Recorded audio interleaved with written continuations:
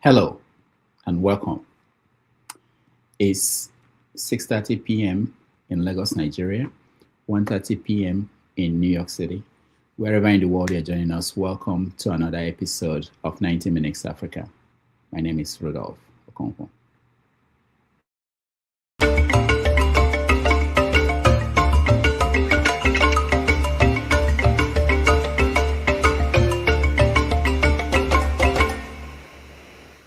I look at the governors, 36 of them, more as criminals than the president. Supreme Court gave a judgment based on our inadequate constitution that the 774 local governments that ab initio are not supposed to be in the federal constitution, that those local governments should have their direct allocation funding not being trampled upon by the state governors. But since that judgment was given, all the 36 governors have not obeyed the law. That's criminal and the president is not even helping in the matter. The CBN governor is also not helping in the matter. He's asking the local government to submit 2 years audit before they can get money to run our grassroots.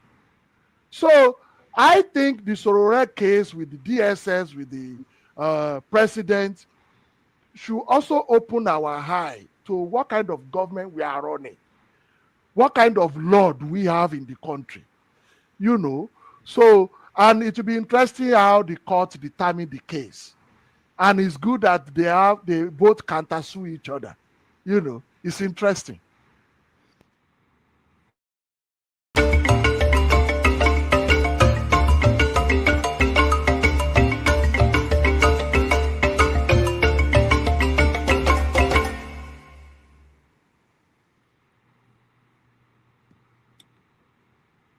All right. If I can find myself. Welcome again. Thank you so much for joining us. The FIFA World Cup is taking place today, a few minutes away from here in New Jersey.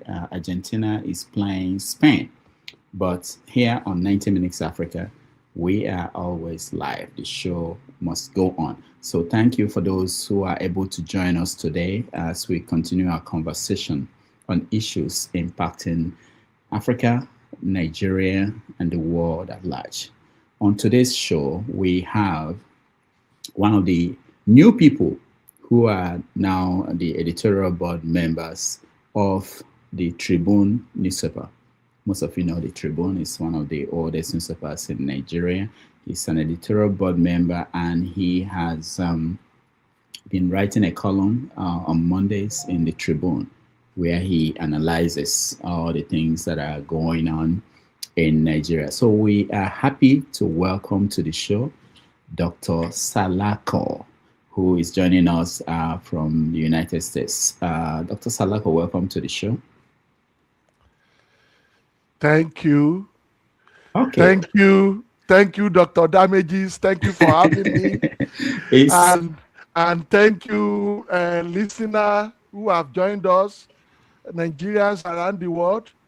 Thank you for joining us in this conversation. Yes, I know today is the World Cup and a lot of people are excited. Some people are having watch parties and they are not at home. But we are going to be here. We are going to entertain those who will join us, and we'll be giving you updates on how the game is going as we go along. Again, thank you so much for making our time today to be here with me. The World Cup, have you been watching? Yes, I watched the match yesterday between France and England, where I saw a lot of Nigerians in both teams, which is very interesting to me. And I was telling my son, why are these good guys, Bukayo, Olise, and, Eberechi, or what's his name? All of them, why are they not playing for Nigeria? The ones you have playing for you, did you take care of them? Why are you looking for other people to come and play for you? My son was like, Daddy, do you think those guys will go back to Nigeria when FIFA gave Nigeria money and they embezzled it? I said, wow. it didn't occur to me. Maybe I've not even heard it before or I've forgotten. And somebody also was like saying, after all, there is even about billions of naira that was budgeted for. Oh, 6.4 billion budgeted for the Wow. World Cup. Wow. Where is the money? Do you know? We're going to talk about your column. We're going to talk about your new book. But let me continue with this World Cup thing. So many things have happened during this World Cup. A lot of people heard about Argentina and the history of racism in Argentina. What happened to Black people who were brought to Argentina during this slave trade? Did you hear about that? Actually, I've not read. But did Argentina did slave trade in Africa? Oh yeah, they were all part of it. Oh. All those countries, they had, yeah, the Europeans brought enslaved Africans to them, but in Argentina, they disappeared. They are not seen as part of the society. Interesting. Yeah, so that's something. Argentina is facing bad PR. Even if they win this World Cup, I think they already lost. People even written against Argentina because of that. Most Africans and Black people all over the world, because that story gained traction during this World Cup. It's something that people have known. If you remember, a lot of Nazi people from Germany, they went to Argentina. So Argentina is known as a very, racist country. If you remember at the United Nations also, when they voted to condemn slavery and slave trade, Argentina voted against that with United States and Israel. Those were the three countries. That's interesting. I need to research more on that. So they've already lost before the final game. But so should we support Spain today? That's the question. A lot of people use politics to decide who they were going to support in. Yes, indeed. Yes, indeed. So I have issues with United Kingdom, England. I wouldn't have supported England in any game. Now, but we have a lot of people in England. So yeah, it doesn't matter. And we have our people thriving well in England, even though they colonized us before. My executive producer is in England, but yeah. But all right, let's look at France. I had this picture of their team. It's unbelievable the number of people who are Black in the French team. I don't know if you've seen it. Their captain is a Black guy, Dembele, or what do you call him? What's his name? So yeah, of course, I know. So this is surprising to so many people around the world. Is France now? Is this representation of the population of France? Probably not. Not. Okay. Certainly not. Because you see, the truth of the matter is, Africa, we need to utilize our talent to grow our society. This is telling us a subtle message to reflect and be more inwardly about how we approach our development.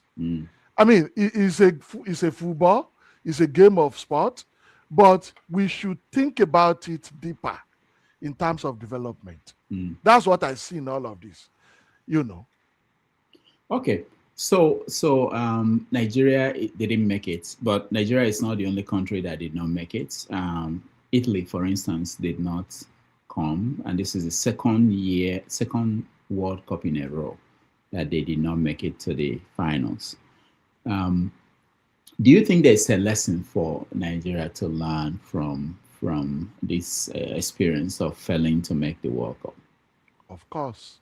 The lesson is to prepare ahead, plan for it. Do not spend the money that is meant to develop the young people. Do not embezzle it. There should be a way of scrutinizing the expenses. I wonder what the civil society is even doing about the World Cup budget that we just mentioned. 6 billion naira, or how much do you call it? What did they use the money for? the money that was said that FIFA gave to Nigeria, how did it end? You know, so all of these issues are things that is bedeviling our system, and it's all is related to, you know, in my feed, it's related to also the way we manage other things like our refineries. You know, I have to say that because I'm an energy professional. You know, how can we have only one private refinery monopolizing the system?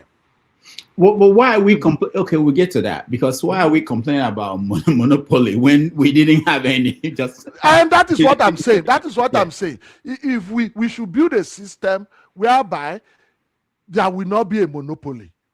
That's exactly what I'm saying. You know, so if we have a refineries like three of them that are not working, you know, common sense, you know, dictates that we should find a way of making them to work as a nation. That is what we call state capacity. You know, it is what I call state capacity in my book.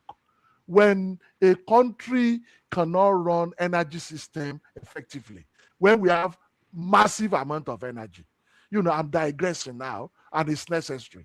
When we have massive amount of energy, both fossil fuel and non-fossil fuel, and we are not able to manage ourselves appropriately, you know, in this century, with the amount of people that are unemployed, with the impact of energy in reducing poverty around the world, then something is wrong with us. You know, so I digress from the fact that we have a lot of you know, Nigerians playing for overseas countries, and you mentioned that, okay, what do we do to prepare for FIFA World Cup next time? You know, it's about preparation, it's about planning, it's about system, setting up a system that works. That's how other countries are doing it. We don't have a system that works in all facets of our life. We need to come up with systems that work. All right. Before we come home to Nigeria fully, I want to get your opinion on South Africa. I know the last time you came here, it hasn't become a major boiling point, but recently we've seen what happened, all the tragic events, and how African countries are moving their people out of South Africa. I don't know. Have you been to South Africa before? No, I have not. Okay. I haven't been to South Africa. What do you make of that?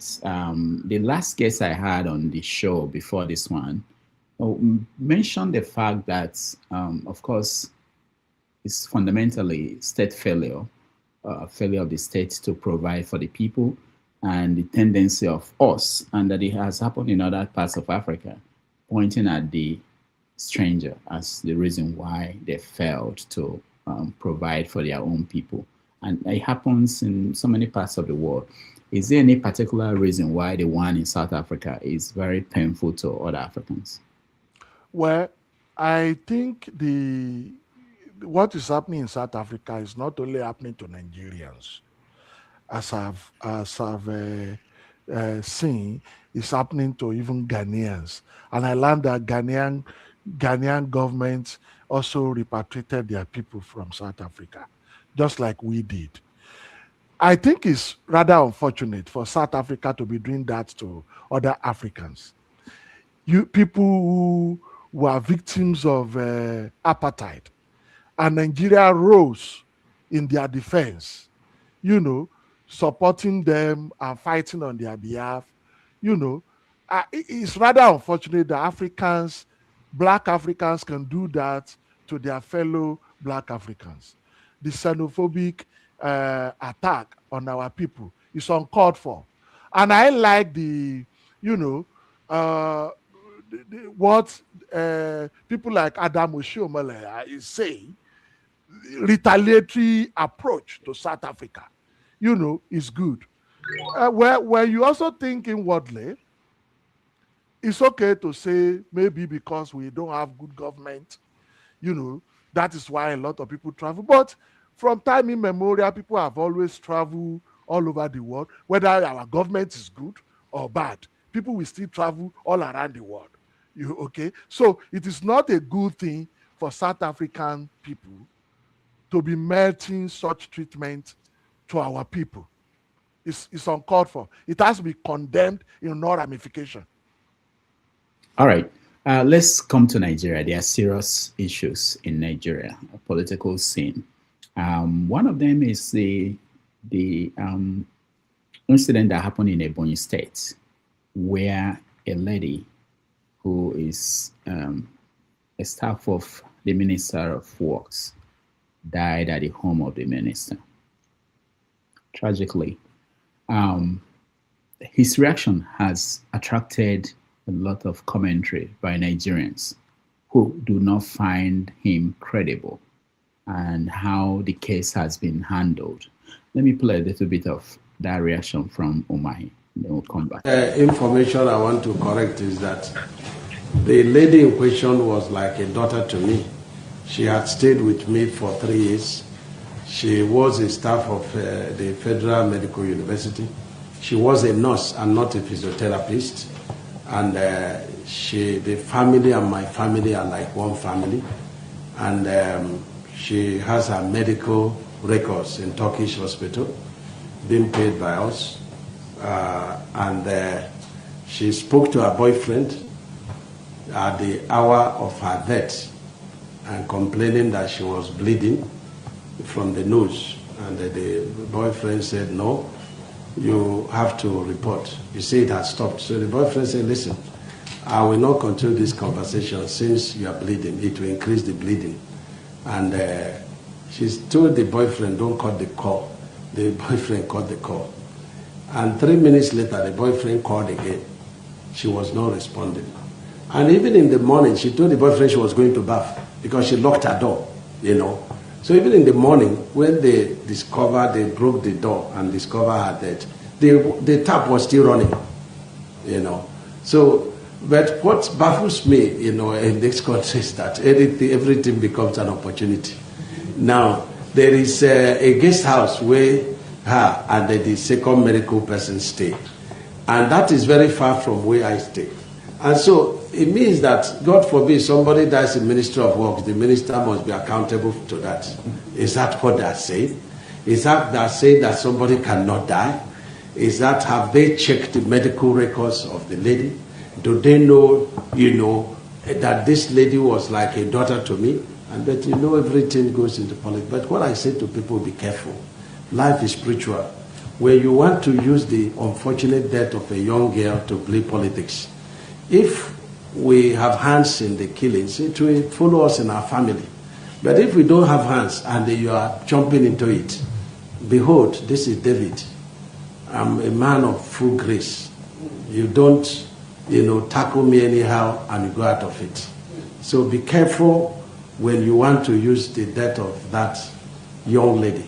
You know, one of my best workers, a nurse, a staff of the federal. Somebody said, oh, they were transported. You know, the second girl is from Benue State, you know, and that girl has worked with me as a governor before she was employed. And so when people darken the so while I'm not talking to the president, it means nothing, but very painful to me that that girl passed on. You know, it's very difficult to replace her. You know, and you know, the parents will be begging them, allow for autopsy to happen. They say it's against their culture. But the question is that if she were a Muslim, will you be insisting that autopsy will happen? You know. But we insisted to our lawyer that autopsy should happen. And we are begging the parents to allow autopsy to happen. And I say no, it's against their culture. And so we have a statement. There are so many things wrong with what Umahi has been doing since this incident. What is your take on this? Well, if I were in the shoe of the minister, I won't even give any press conference. I will allow the police to take their institutional role in, if anybody dies mysteriously or like that, the right thing is to report to the police.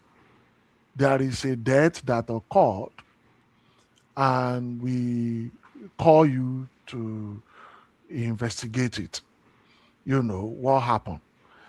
Unfortunately, the parent of the lady said they don't want autopsy. That would have been a way for us to understand what really happened, because of recent in a fora we were discussing, and a lawyer said the right thing is to do coroner inquest. A coroner inquest will require autopsy as well as part of the process.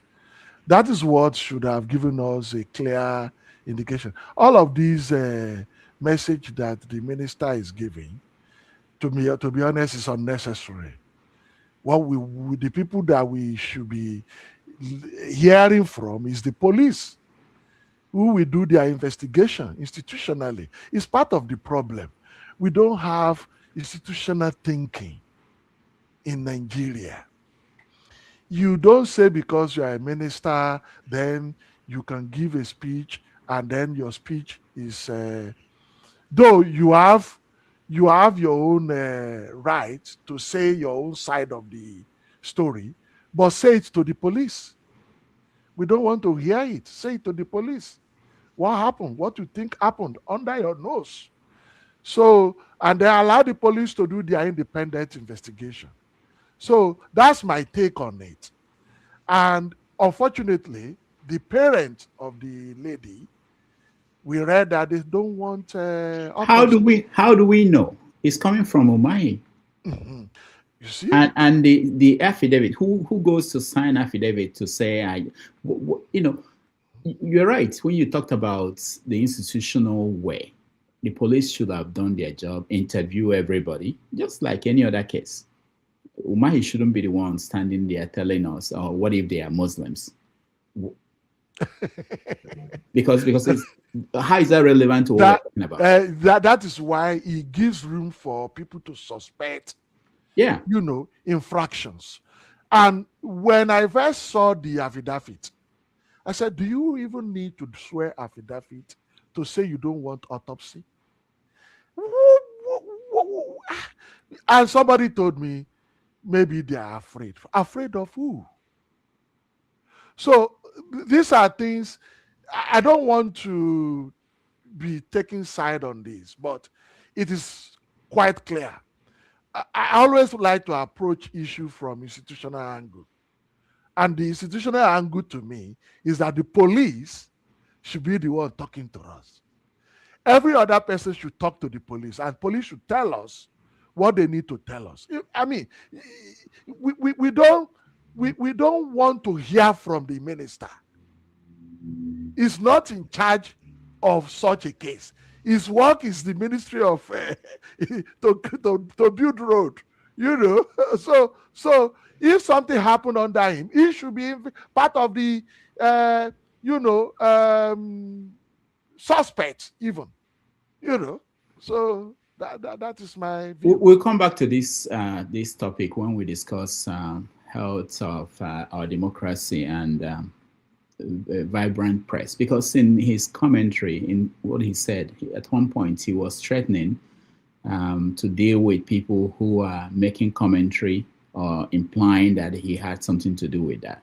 He initially talked about using the cyber bullying, cyber law, cybercrime law against people who are making commentary. He mentioned Sahara reporters and whoever gave Sahara the picture of that he's going to, when this is, that he was going to challenge that in court, take them to court. And then he talked about praying so that God will deal with those people also, people who are calling his name. He just said he's a David in his speech. So that he can, he said, he was explicit. He talked about prayer that a man after God. He will God acts. Yeah, he will send back to the sender. All that you said about him, anybody saying bad things about him, that is a man after God's heart. You see, this is the problem. Yoruba people will say, "Ẹni tí ò ṣe nǹkan ìtùfù kì í kíyèsí ẹ̀kùlé." If you don't have skeleton in your cupboard, you don't go around and be threatening. So this is the problem with our public officials. it is not everything you react to, especially if you don't have anything to hide.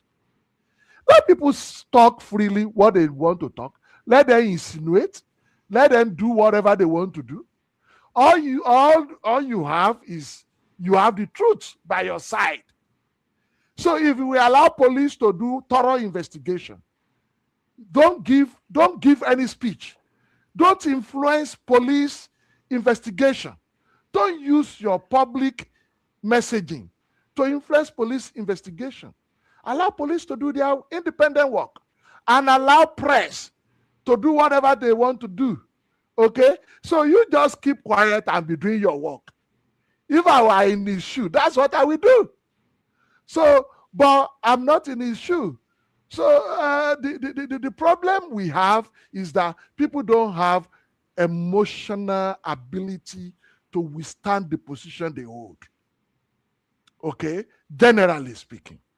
People should sometimes just ignore some commentary as a public official. Now you are talking about cybercrime law, the law that is not, that law, especially Section 24 of the law in 2015, when they first enacted the law, was full of subjective clauses.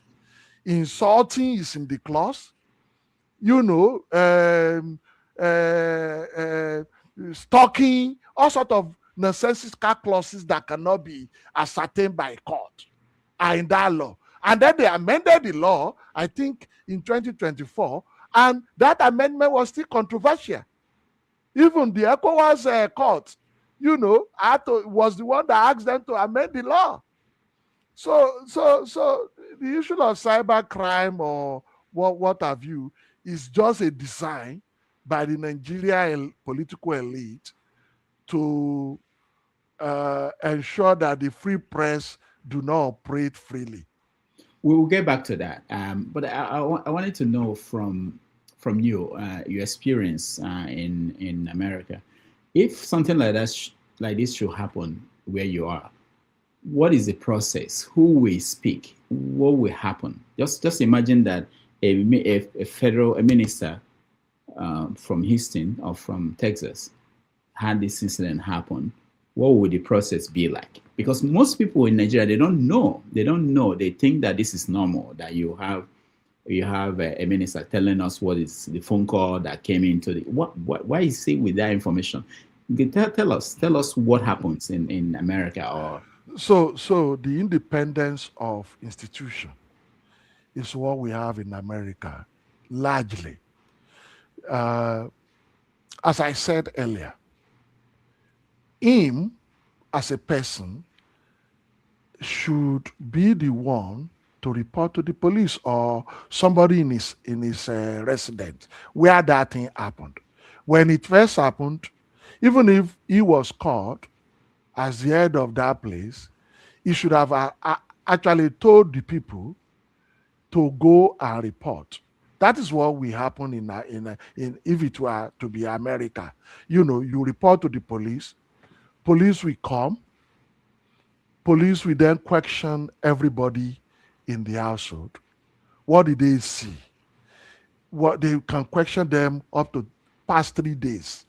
What did they observe about the lady in question?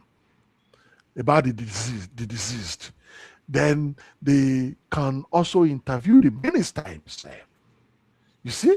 But I doubt whether the Nigerian police actually interviewed the minister, who is actually even giving us his own address, what he should tell the police and keep quiet, keep his mouth shut, after talking to the police. And all he needed to do is that, right now, I don't want to say anything to the press. The case is with the police. The police is investigating the matter, and you will hear from the police. That is what a really true educated person, somebody who is exposed, should do. You don't just tell us and be defending yourself. So that is what will happen in America, if that is the case in America. All right. Let's move to another case, major issue in Nigeria, which is kidnapping and insecurity. In Oyo State, we had kids and their teachers kept by kidnappers for 50-something, 56 days or 59. Yes, 56. Yeah, 56 days. They were freed, and the government said that this was a victory, that the government did not pay any ransom to free these people. They actually said that they lost soldiers, security people in the process of freeing them. But the governor of the state, Makinde, did not felt that something was not right and decided that he will call on the United Nations to come and investigate. Let me play a bit of that video for those who did not see it. Circumstances surrounding this incident are sufficiently grave and unusual to warrant independent scrutiny beyond our domestic institutions. I therefore, with a full sense of responsibility as the executive governor of Oyo State, call on the appropriate international human rights and accountability mechanisms, including those within the United Nations system, to closely examine the facts surrounding this abduction and the circumstances of its resolution. Such scrutiny is not intended to undermine our institutions. Rather, it is intended to reinforce public confidence that the truth will be established and that every person found to bear responsibility, regardless of office, influence, or affiliation, will be held accountable.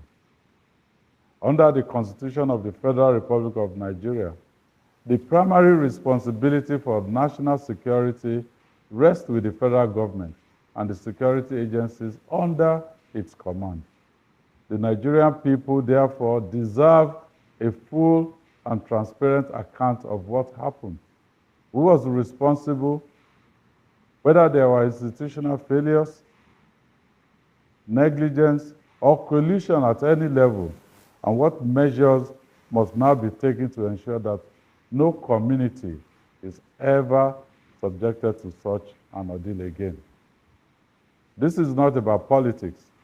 It is about justice for the victims, reassurance for our people, and restoring public confidence that every Nigerian child can go to school without fear. All right. That's Governor Makinde talking about what should happen. Do you agree? Well, this is a very serious matter. I am from Oyo State, as you know. I have written quite well about the adoption. I think there was a time I was blacking out my colon in protest of the adoption.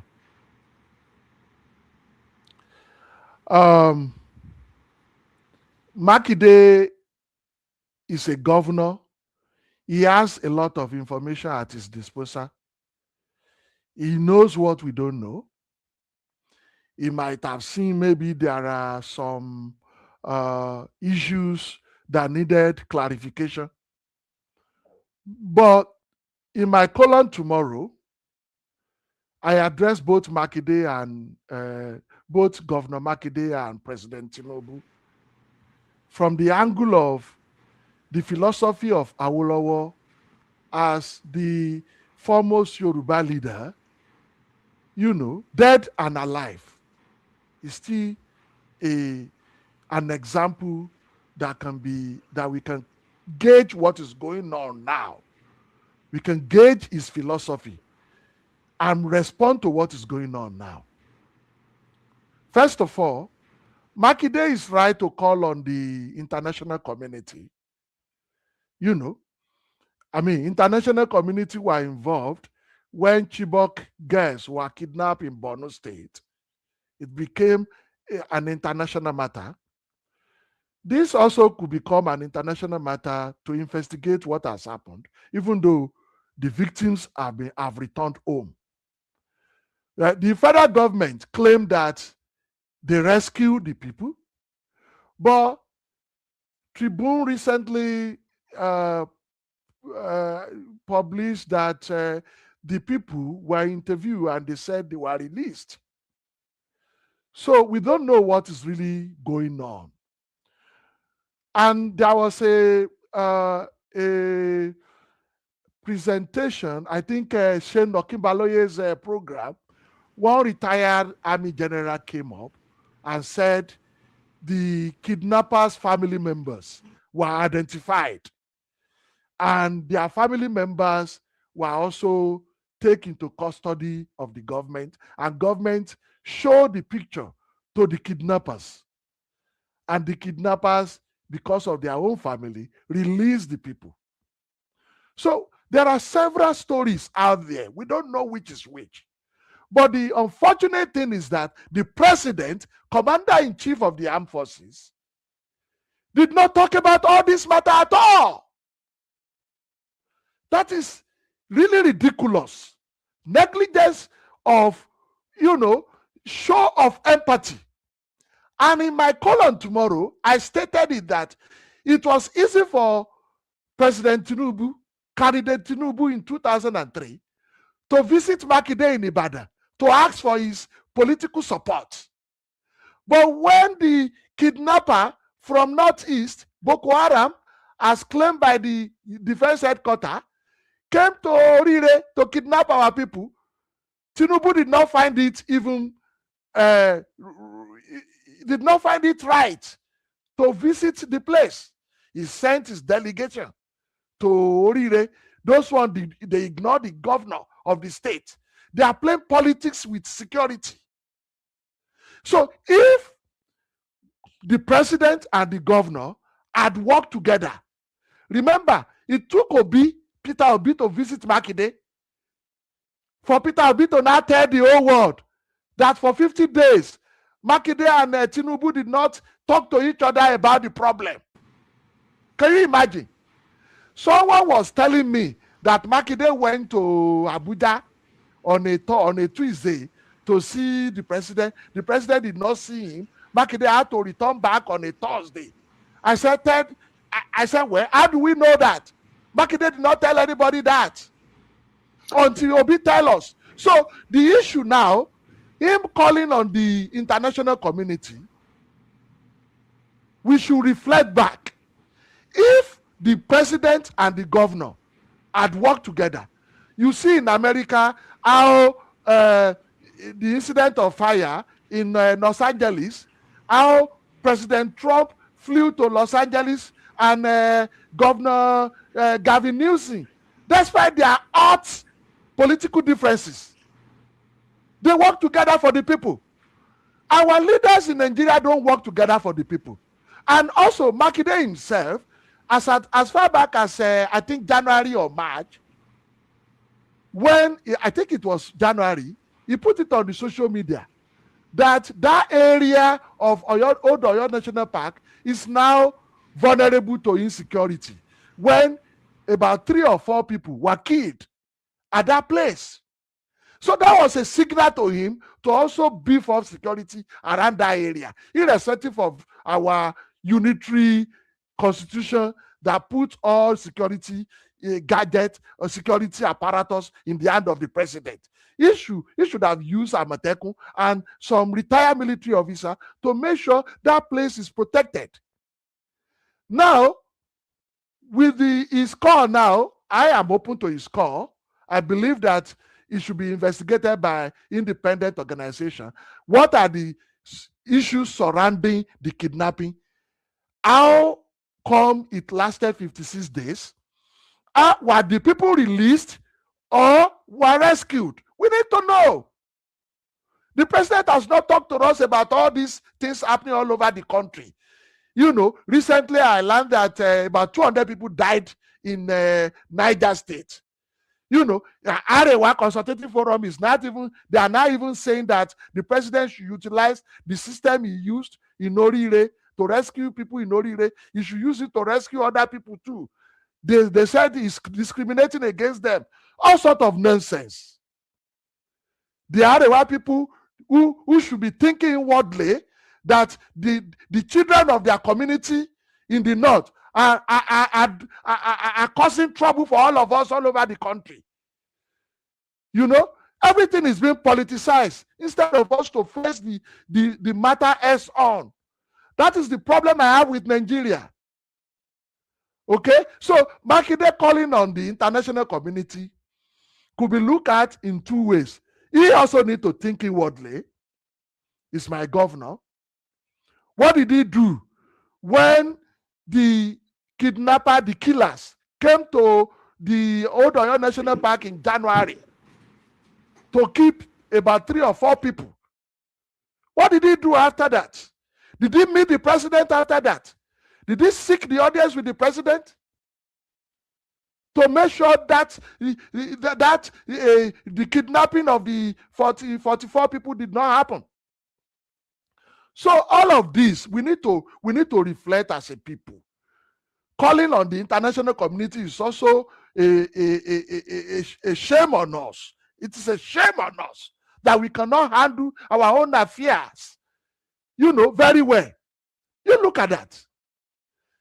Tinubu in 2023, he went to Ibadan to meet Makinde to ask for his support because he knew that it's a fraction between him and Atiku. He took advantage of that. When the issue of insecurity happened in Oyo State, he sent his minions who did not even pay attention, who did not even visit the governor to talk to the governor. They went straight to Olarinre, and they were wearing agbada. People who lack emotional intelligence. You want to mourn with people, you are wearing agbada, some of them are even laughing at the place. So Makide's call, I'm happy you bring this up because it is some of the things I wrote in my column for tomorrow. Makide's call is okay, but he should also reflect. What has he done? Let him tell us how he made effort to involve the president from the beginning when this thing happened. What was the reaction of the president? All along, they are showing to us as if the governor and the Oyo State government and the federal government are working together to do the rescue. That was what they were telling us before. Now, the music has changed. Who is fooling who? Where is the Nigerian Tribune? Is it published in Ibadan or Ogun? Where is the Nigerian Tribune is, I think, is in Ibadan, in Malenfala area. Okay, why I'm asking is that why is it that somebody is protecting somebody else? Why did it take P2B to tell the country that Tinubu has not spoken to Makinde? Is it that Makinde called Tinubu and Tinubu did not take his call? What is going on? Why is the media not telling us this? Well, the media does not know. It is only what you tell the media that the media will know. They don't wait for until Makinde, until Peter Obi visited Makinde, and probably Makinde told Peter Obi. That was what Peter Obi reported to us, and the media took it. Yeah, but I'm saying there are people around the governor who knew what happened, what is probably. No, probably. Obviously, it's not the governor. I mean, of course. So there might be people who knew about it. That is not impossible. Who probably did not say it out, and there might be media people that I'm not a traditional media person, as you know, and I don't intend to be. I'm an energy professional. I'm an engineer. I'm an AI expert. So I only, out of my desire to contribute to the system, that's why I'm doing what I'm doing. And I thank Tribune for giving me the platform to do what I'm doing. But I will not say, media, we have Punch, we have Tribune, we have Sun. All of them have correspondence all over the country. So you cannot pinpoint Tribune for that. So what you just said now, what you have the guardian. You have the guardian. What you just said now, they don't have money to keep correspondence all over the country anymore. Well, they have very few. I'm not sure most of. So how do they get news? How do they get news from major cities of the country? No. Sahara was in New York and was getting news from all over Nigeria. You don't have to be in that place. So okay, we are saying the same thing. But I'm saying all of them must have gotten information. Yeah, I'm saying that the paper that is based in a battle traditionally for many years should be the one that has more contacts, more sources to be able to tell this story. So my concern is, it's not that they don't know. My concern is that, are they trying to protect something?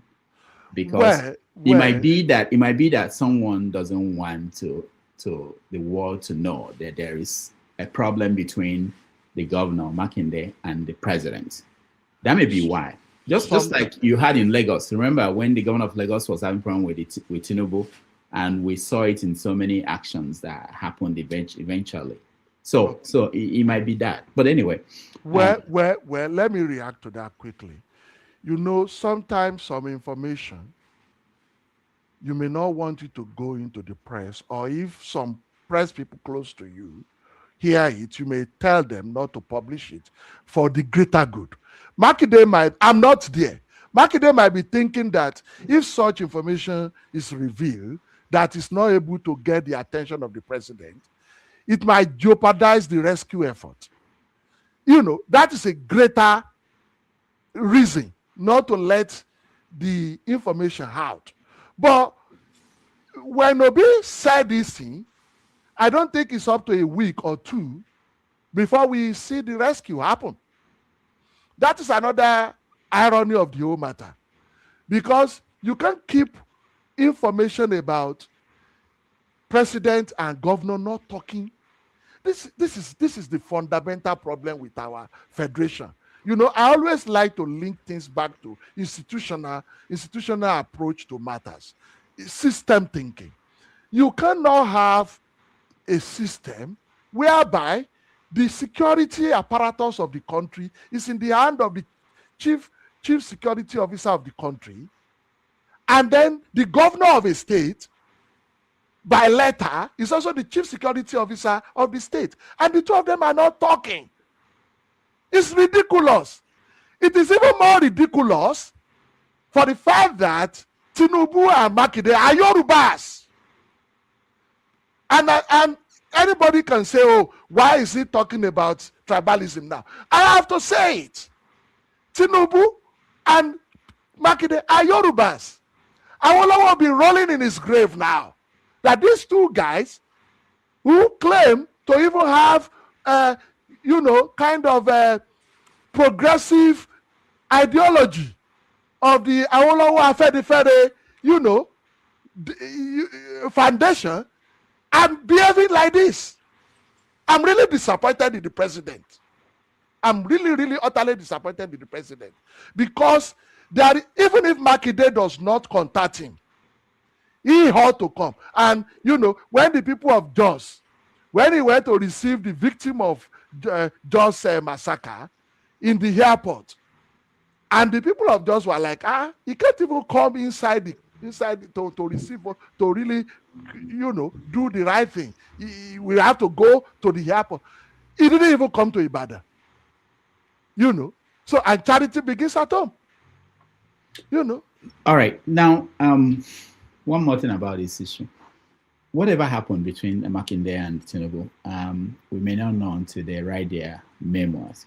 I'm not waiting for that. But anyway, the point I'm trying to make is that of what as a result of that, Makinde now felt he had to appeal to the international community. If he had been talking to the president, I don't think he would have been calling for international community to do it. Now, this is what Oshomole, Senator Oshomole, now, his reaction at the floor of the Nigerian Senate. Let me play that. I read this morning in newspapers, and I've seen it with the electronic. The governor of Oyo State calling on the United Nations to investigate the overall circumstances surrounding the kidnap and even the rescue. I thought that was the most unstatesmanly. He was carrying partisan politics too far, and this Senate should condemn his unguided statement. Nigeria is a sovereign nation. When we wake up and call on foreign authorities to investigate, this is one case in which our armed forces have shown that without paying ransom, even if it meant that these children and some of the elders had to be in captivity for almost 2 months, that the armed forces were working quietly to have these rescue operations, which, as well captured in this motion, led to some loss of life. To trivialize it, to suggest, as the governor of Oyo State seems to have done, that there is something that is not open, needs to unearth the circumstances, is to question the sovereignty of our nation and to downplay the achievement of the commander-in-chief, President Bola Ahmed Tinubu, and all the service chiefs, and in fact all those involved in this process. I think that there's a moment in the history of a nation when, across party divide, we should stand in unison to commend what has happened, I mean the way in which people were released, and to encourage the armed forces to build on it. All right, that was Adam Oshomole talking about what Makinde did. So, your take? The comrade senator is being patriotic on one hand. You know, I've also said it that it's a shame on us to be calling the external, body into our affairs. And I have to say it, I'm really feeling ashamed, especially because Makinde and Tinubu are Yorubas like myself. Both of them are really a disappointment to me. But Oshomole also could be said to be, half is 50% with the truth, if we put it that way. Because when Chibok girls were kidnapped the first time, when it involved Jonathan, people like Oshomole in the opposition, they knew what they did against Jonathan, doing all sorts of things. It's an hypocrite, so it's a political hypocrisy. That's what I see Oshomole doing in that video. When he had that, when Obi said Makinde and Tinubu has not talked to each other, what did Oshomole do? Did Oshomole intervene? If Makinde and Tinubu have spoken and they have worked hand in hand, closely, the people wouldn't have spent 56 days in the den of Northeast Boko Haram people. It's unfortunate. All right. One other aspect of this whole case is the story itself. The more the people who were kidnapped, the more they speak, the more the story the government is telling us is crumbling. Let me play a video of one of the kids who was one of the people kidnapped, the story of what he told the media when he came out. In school, and as well, I was the last person that was released in that bush. Okay. Because the anchor that was on the boat teachers, the teacher is not ordinary teacher, it's even my VP. It's my VP. So I'm the school counselor. So when the anchor there was particularly they wanted to lose the anchor when we want to hit. So the anchor of the key now break. So when the key break, that man's hand was loose, so the anchor was with me till the day they released us. So there was no key to lose the anchor from my hand. That was the way I was carrying the anchor. So when they released us, everybody had gone. Okay. So they now said, I cannot carry this anchor home. That they will look for a way to lose the anchor. So one of them said, maybe they should cut off my hand. So the other said, no, they should not cut off my hand, though. that they should not worry, that he will look for a way to handcuff me. So he now went to look for just small tiny rope. It was a tiny rope he used to lose the handcuff. Okay. So that was how I was also released. Okay. So my people had gone far. I don't know how where the route they took. I was just hearing their sound. So I was just running towards a direction. Their commander called me again. He pointed gun at me. He said, "Come." When he pointed gun at me, he said, "Come." I was afraid that only me in this bush. Is this how I'm going to die? That's so he told me to come back. The ISWAP commander, the terrorist commander. The one inside the bush, their commander inside the bush. I can say maybe their chief commander. Let me put it that way. Their chief commander. He called me because I should come. So where am I going? I said, I don't know where I thought this is the route my people passed. Now told me to come. So when I got to him, he told me that I should take this route, that this is the route he took. So I now run to the direction he told me they took, so he followed me. So as I was running, I was looking at the back so that he won't shoot me. So we trekked from that place, like, let me say, like 40 to 1 hour to where they provided motorcycle, bike Okada that took us from that bush to near the nearest village. Okay, so when it was for like, let me say 1 hour 30 minutes to that village, they now stopped. They said they can't go further again. So that was where they stopped and they told us to move with our leg. So we moved for 1 hour 30 minutes with our leg, both the principal, the VP, the staff, the students, and the purpose. So we trekked for 1 hour 30 minutes before we get to where those things are going to rescue. Government sent to come and rescue us with. All right. So this story doesn't work with what we were told, that they stormed the place and they released these people. Or am I getting it wrong? So this is the counselor. This is one of the counselor survivors. So. Of course. I've read all these story. I've read it. You know, that is the problem. I think that is also why Makinde is calling for independent international investigation. That might be the rationale behind this call, which is quite, it's quite okay for him to do that. My approach to all this is that the government need to talk to us. Federal government need to talk to us. The commander-in-chief need to talk to us. A lot of people don't believe in the kidnapping in Nigeria anymore. Some people don't believe. Some believe that it's a government, is the government that is orchestrating the kidnapping, that is orchestrating the release. You know why that become really ridiculous is the fact that, President Jonathan told us that Boko Haram has infiltrated his government and the military.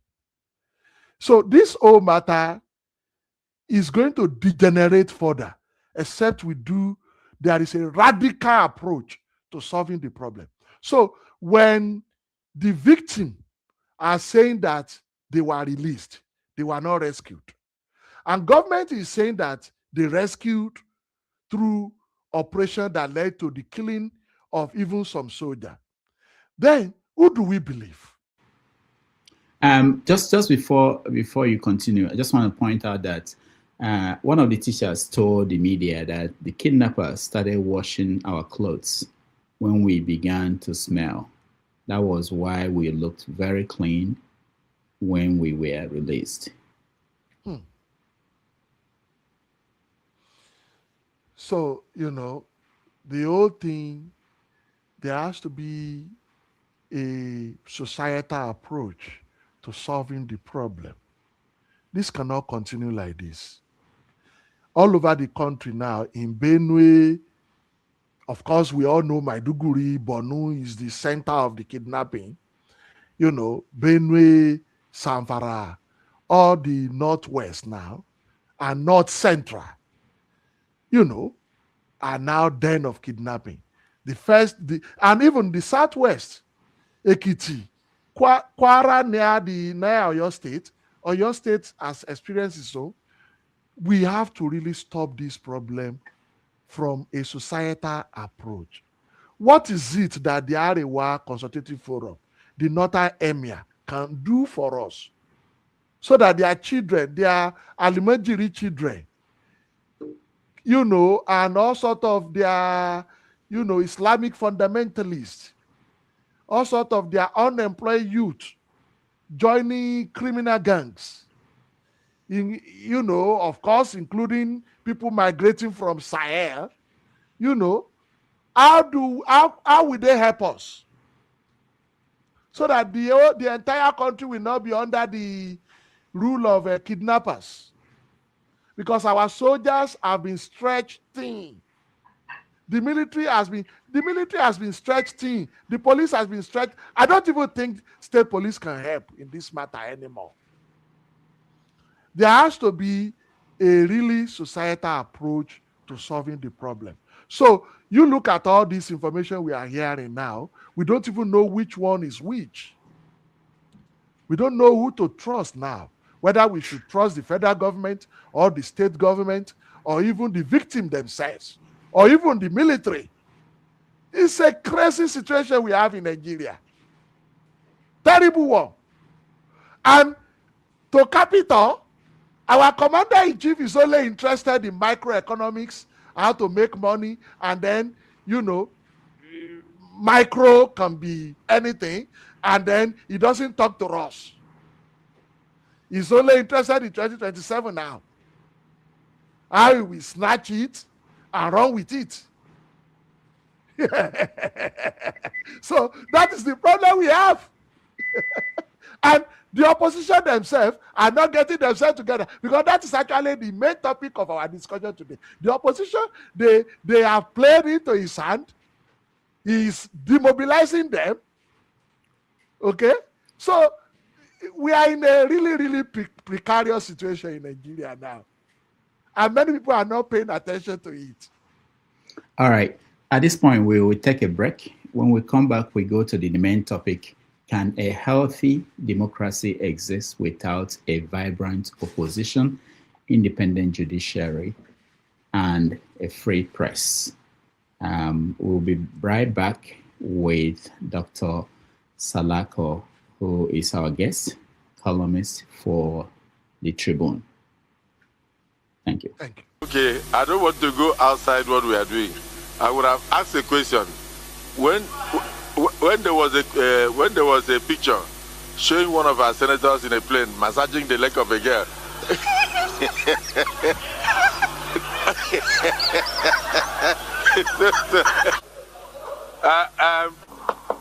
Senator Shibole, Senator, your very good friend, Senator Lalong, came to give me security information. He said we just ignored the massage because we thought it was AI. But if you have another evidence, we have a petition before us. We can look into it if it's not AI. But in the meantime, my colleagues, the Senate in the committee.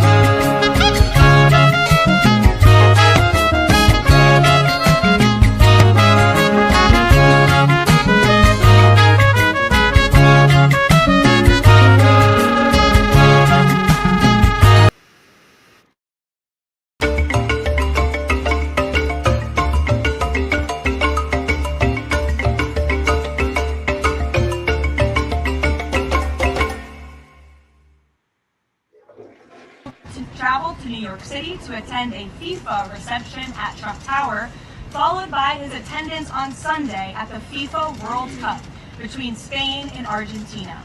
His attendance will cap what has been the most watched, most secure, and most successful World Cup in American history.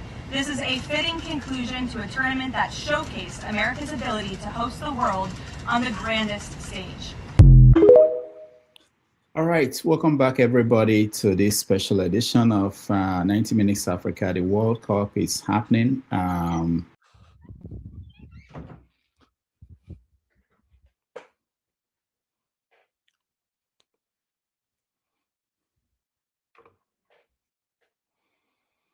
I don't know. I'm not sure if you can hear me. We can hear you. Okay, all right. I found myself. I was looking for myself. Thank you so much. Thank God we find you. Yeah, I was worried. So far, all the odds are that Spain will win. I just got a message from one of my crack reporters saying that Drake, the musician, is betting $1.5 million that Argentina will win. Okay. And should Argentina win instead of Spain, he will get something like $3.5 million. Okay. So it's not just a game; it's also business for so many people. But again, thank you for staying. Thank you for watching. We're here with Dr. Salako, who is energy experts, but also a columnist at the Tribune in Nigeria and a member of the editorial board. The editorial board, most people don't know what the editorial board of a newspaper, what they do. Dr. Salako, can you remind people at home? Because it's the tradition. It seems to have been off the radar so much. What do you do as a member of the editorial board? Okay, very interesting question. In the editorial board, and I think this should be probably applicable to other news organizations too, but I'm talking specifically in the Tribune editorial board. Editorial board comprises of people who are well versed in their area of endeavor. In our own editorial board, for instance, we have lawyers, a senior lawyer, we have political scientists. I'm actually about the only engineer or scientist there. We have linguists, all sorts of people with different background. And many of us have PhDs. There are professors among us. What we do is issues that are happening in the country, matters of interest, several matters going on. We review them. We look at them from different perspectives. We meet every week.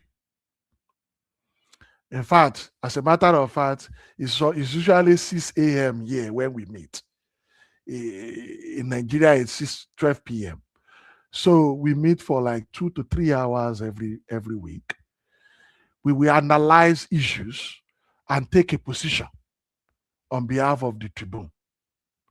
And then we write it as editorial collectively. So it's a wisdom. When you see editorial published by a newspaper, it's a wisdom of many people put together to take a position. Take, for instance, I can give you an example, of Al-Majiri Commission in Nigeria. One of the terrible things our politicians in the National Assembly, shame on all of them. All of them. They use Al-Majiri Commission to award road projects. We just spoke about Imai recently in this conversation. They were awarding road projects through Al-Majiri Commission, and Al-Majiri Commission is doing road projects in Ogun State. Where are elementary are in the north. Out of school children, although out of school children is all over the country, but more populated in the northwest.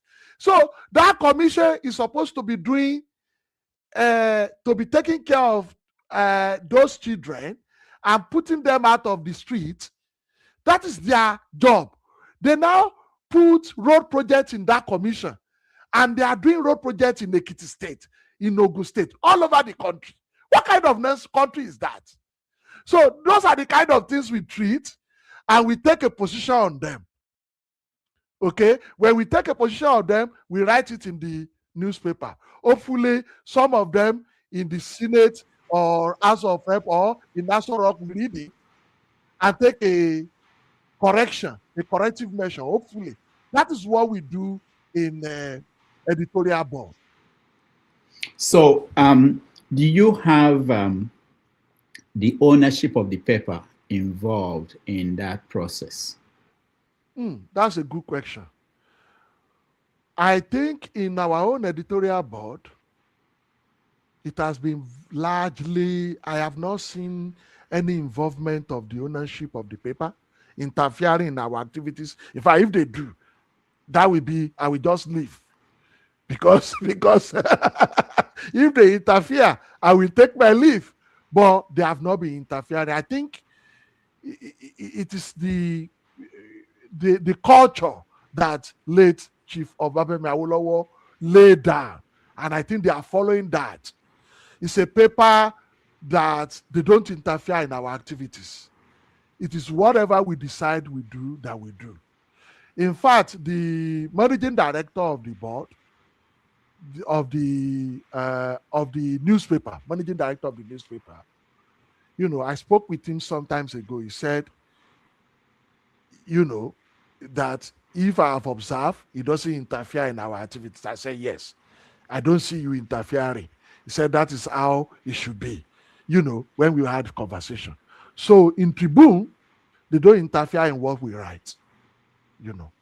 It's purely what we do, yeah. Okay, so that's very important. Now, what about reaction to the editorials? When I was in the newspapers in Nigeria, we had sometimes in situations where newspapers will put the editorial on the front page. So if the country is going through a serious situation and they need to scream and say something has to be done about this, they move the editorial from the inner pages to the front page. It has happened several times, especially during military administration. Yes, yes. So has there been any situation where the editorial board of the Tribune, have they taken a decision like that, radical decision, say we are going to say this is very important and we are putting it somewhere that people will read it? And has there been any pushback by anybody to any editorial that you wrote or that there has never been a pushback to our editorial. Even the people who you are talking to. So when a newspaper writes an editorial, it could be, let's say this situation with Makinde. Okay. And the newspaper Tribune decides that, look, they have to tell Makinde that this idea of inviting foreign, I'm not saying that's what the paper, inviting foreigners, that is not the right thing. And they publish the editorial. And then sometimes the government or the person you address your editorial to might react by saying, putting a call to the newspaper. Has there been anything like that? Well, I wouldn't know that. Okay. I wouldn't know that. The truth of the matter is that every member of the editorial board, we are, because one of our members is the chairman, a professor of political science. And sometimes I've also been opportune to lead the discussion in this absentia. But the matter is that we are all encouraged to bring topics for discussion.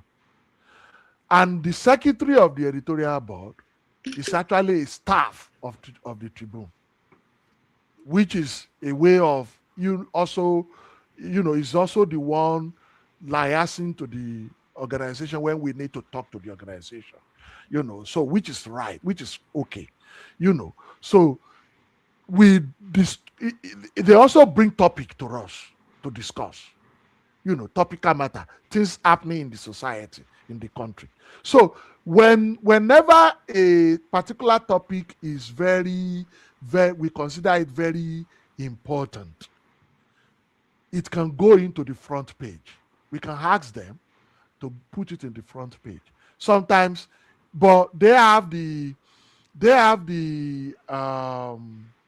final decision on that, to accept to put it in the front page or to put it in the middle page. Has there been any editorial you remember that you guys decided that should be on the front page? Actually, I mean, like the issue of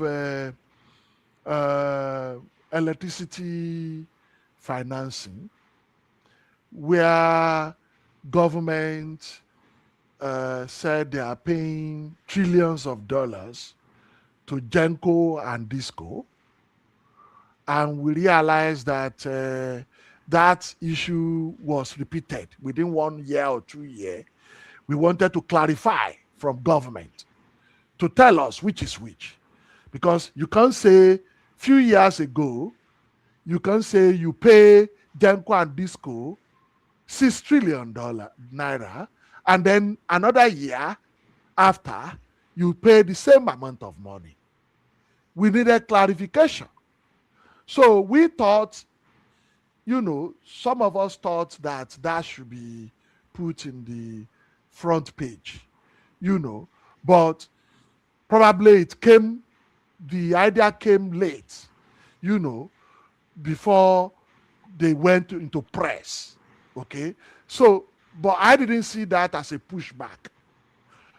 In fact, there are some editorial that we didn't even think should go into the front page, that the paper decided to put in the front page, even though we wrote it, from the editorial board. So it's a balance. It's a balance between the role of the editorial board and the role of the paper itself. Sometimes you don't want to usurp the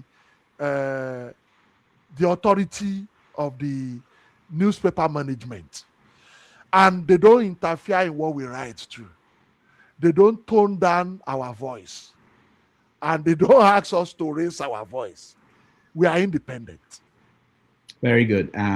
It's very important that most of us don't understand how the media works. It's also very sad that most people don't read the editorial of a newspaper, especially what you just described, the process, how many people come together to decide on what should be, and the discussion, the conversation before.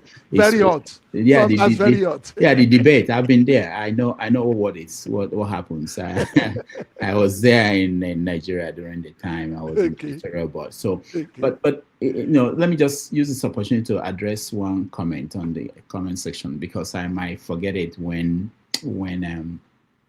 we keep going down the road. This guy, Deji, was saying, when will you invite at least a neutral guest? Even if you are biased, we'll not let you invite a pro-government guest. Am I an anti-government? So, no, it's not even that. The point, I felt like it's a good teaching moment. So I've said on this program that I have a long list of potential guests, people that I dream of having here.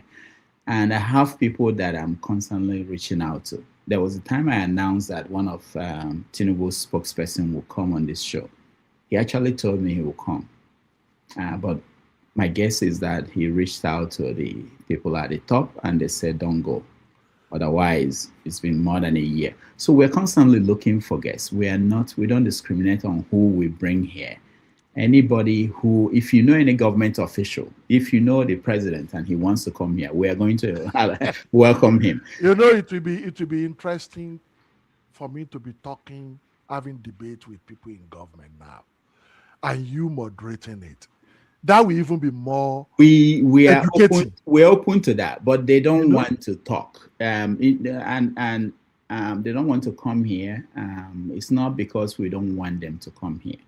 We don't. I don't care who. And that is the problem with us. Yeah. We don't like debate. Yeah. We are afraid of debate. And democracy cannot thrive when people don't debate issues. And not just debates, even, or to listen to the other side. Because that's what is the debate. Yeah, that is the debate. I know. Listening to the other side, looking from other perspective. Because disagreeing and agreeing. If we started with Umahi, even if Umahi wants to talk to the press, Umahi should be able to say, okay, I want to talk to the press. I don't care what the police said they're doing. I will talk to the press and I will take questions. But he wasn't taking questions from people. And if you ask him questions he doesn't like, he will get mad. It's a one-way conversation. That's not communication. Anyway, so I just wanted to point it out. And I always have this interest in making sure, because the media is very important. I know that everybody is a journalist now. Everybody is in the media. Everybody is a content creator. But there's still that role that professionals play, that stories are verified before they are published. The one that you have your camera, and some people get to be in the front row where something important is happening. But because of that lack of professional training, you can see a wonderful video, but they will never tell you when this is happening, what day, where. They just go straight and say, it's happening now, we're live. This is, so there's that, it's still that professional part of it. All right, let's start from the beginning. Healthy democracy. Do we have one? Is the Nigerian democracy healthy? After how many years now? I think we've done this for 20-something years, the Third Republic or the Fourth Republic. Why is it not healthy? We don't have, I think people have said that we have civil rule. We are not yet having democracy if we want to go by the Abraham Lincoln 1863 definition of democracy. Okay? We don't have democracy yet. Abraham Lincoln defined democracy as government of the people, by the people, and for the people. So, government of is democracy we have today is of the people, really. When votes are being bought, when elections are being rigged, and judiciary is the one declaring the winner, okay? When party primaries are being contested hotly and being considered not properly organized. So it's our democracy of the people. Certainly, you may say it is, partially, because the people deserve the kind of democracy they have also. But in the sense of what we have generally accepted it to be, that democracy is government of the people, it is not. It is only of the few who can buy votes, the few who have the ability to get the judiciary, on their side, generally speaking. But in some instances, we still see few people being elected truly by the people. Okay? So we cannot say absolutely 100% it is not of the people. Now, is it by the people? The concept of by the people is where we now have free press, where we now have the opposition, who are supposed to be the guardian, the democratic guardian, what I call democratic guardian in my upcoming book. I identify the courts as democratic guardian. I identify lawyers as democratic guardian. So in this case now, we are talking about the press. and independent courts. The opposition, identify opposition as democratic guardian too. So when you say government by the people, it is not only government by the president or by the Senate, but it is by the people. The Senate cannot pass a law or House of Rep pass a law without involving the people. Look at the electoral law they passed. You know, it is very controversial. You know, a lot of people have said it does not reflect the yearnings of the people. When they went around to get input from the people, what the people asked for, you know, and they wanted to pass what the people asked for, and all of a sudden they change it. So that means it is not by the people anymore. Now, we talk about for the people. For the people, you will want democracy to lift, to have a mechanism of lifting people out of poverty. Okay? You want to have a democracy to have a way of providing security for the people. Do we have that? Certainly not. So our democracy is unhealthy. You know, it is very unhealthy. Or maybe we say our democracy is still in the infancy. It's still in the infancy, because when you look at it, the man in charge now has an history of opposition, fighting for democracy. You know, we have to give him that credit. Okay? But he's also the same person now, amassing power. Okay? Amassing power using all sorts of, you know, things that we can be suspecting, you know, to consolidate power to himself. And I tell you one very vivid example. This is a man that barely 2 years into his government, people started accusing him of, you know, trying to create a one-party state. And I put that into my book, upcoming book as well. Many people did not pay attention to his speech, June 12, 2025, in the People's House, in the Senate, in the National Assembly. I think it's the House of Rep.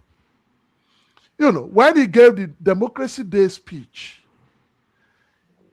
he was debunking the insinuation or the claim by the people that he wanted to turn Nigeria to one-party state. He said people should realize that he fought in the opposition, which is right. People should take note that he was a strong fighter for democracy, which is right. But you cannot tell us in the same speech where you are defending your democratic credence as somebody who rose from opposition to the ruling, to the press, to become president. You cannot be telling us that, which is okay, which we know, which we give you credence to, and in the same speech, telling us that it is your pleasure to see the opposition in disarray. That is contradictory. That is revealing that you are just saying it for you to remind us of your credential. You are probably meaning to demobilize the opposition. That is when the opposition should have paid attention to that double speak from the president. You know, so it is tantamount to having, you know, I usually use Yoruba analogy. You have an Iyaloja. Iyaloja is the head of the market. A market woman, head of the market women. You cannot have Iyaloja without the market women. Can you? It is not possible. It is the market women that we congregate to have an Iyaloja. And now, Iyaloja should strive to ensure that there is competition in the market. Otherwise, he's going to lose her own opportunity to be the market woman leader. Now, if you are a Iyaloja and you are saying, okay, I want competition, I want everybody to live, to sell their products, I want free market. You cannot at the same time say that it is your pleasure for other market women to have misfortune or for their shops to be razed by fire. It is not possible. So that is the angle into which I read President Tinubu's approach to issue of one-party state. And what he said is making the democracy unhealthy in Nigeria. Right now, I don't think we have opposition that is ready to compete with him in 2027 with all the court cases. But at the same time, we cannot be one-sided.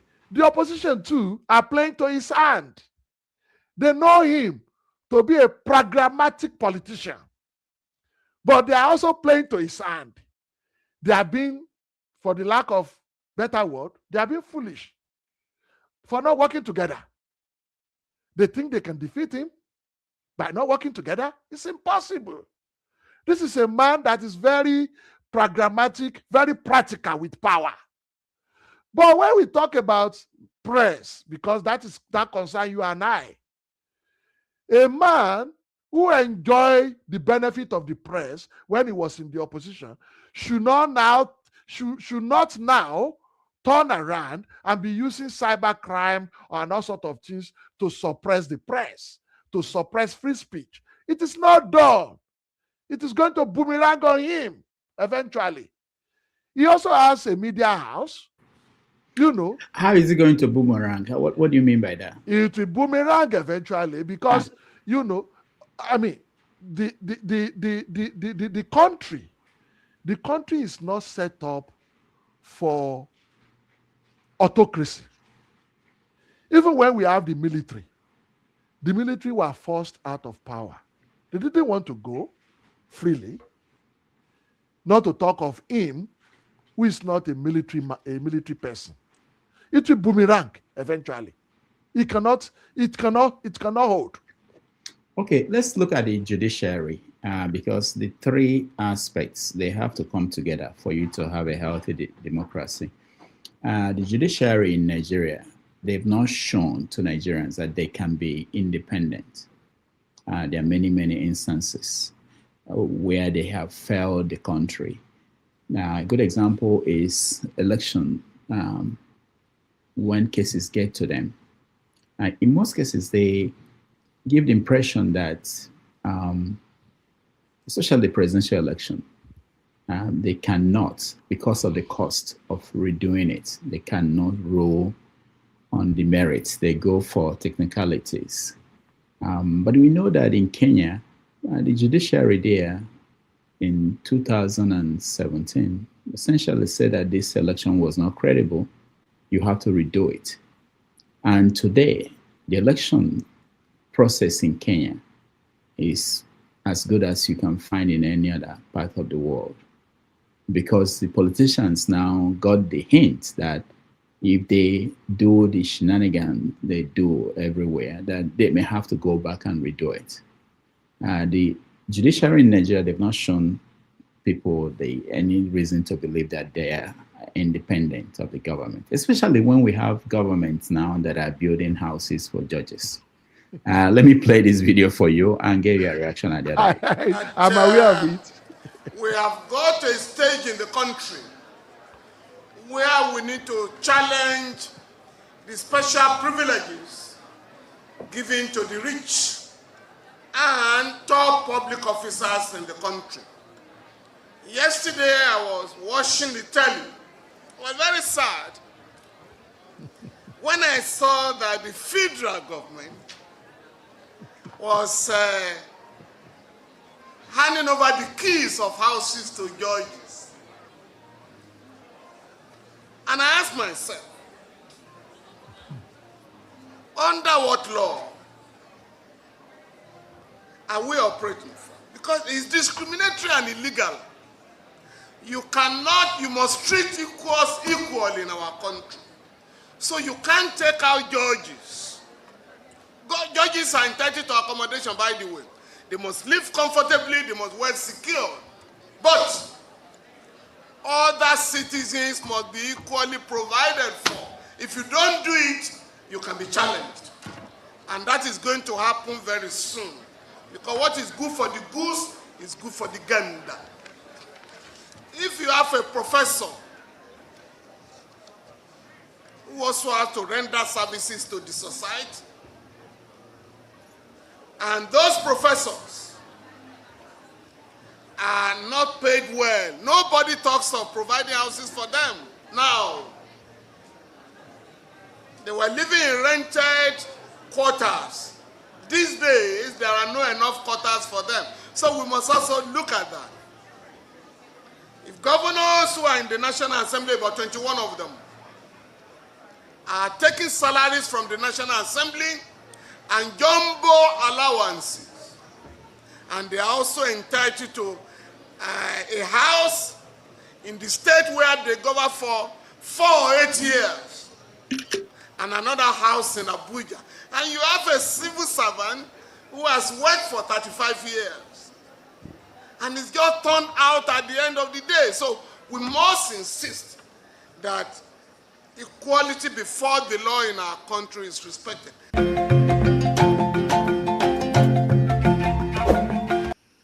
All right, that was Falano talking about how we treat judges in the country, mentioning specifically this idea of the houses that were built by Wike. Now, compare that to the United States, where you have Supreme Court judges appear before Congress to press. They were demanding that, based on one of the arguments was that based on the need for more security for them, that they need the budget of the judiciary to be increased.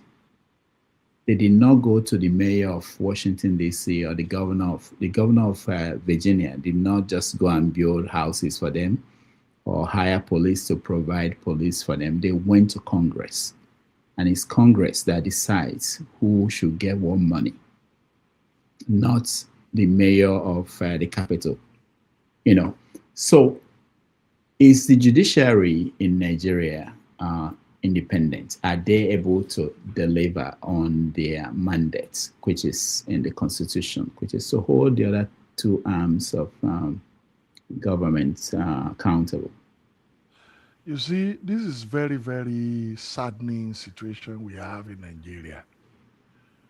When Wike, by the way, you know that Wike is just representing the president in the Federal Capital Territory.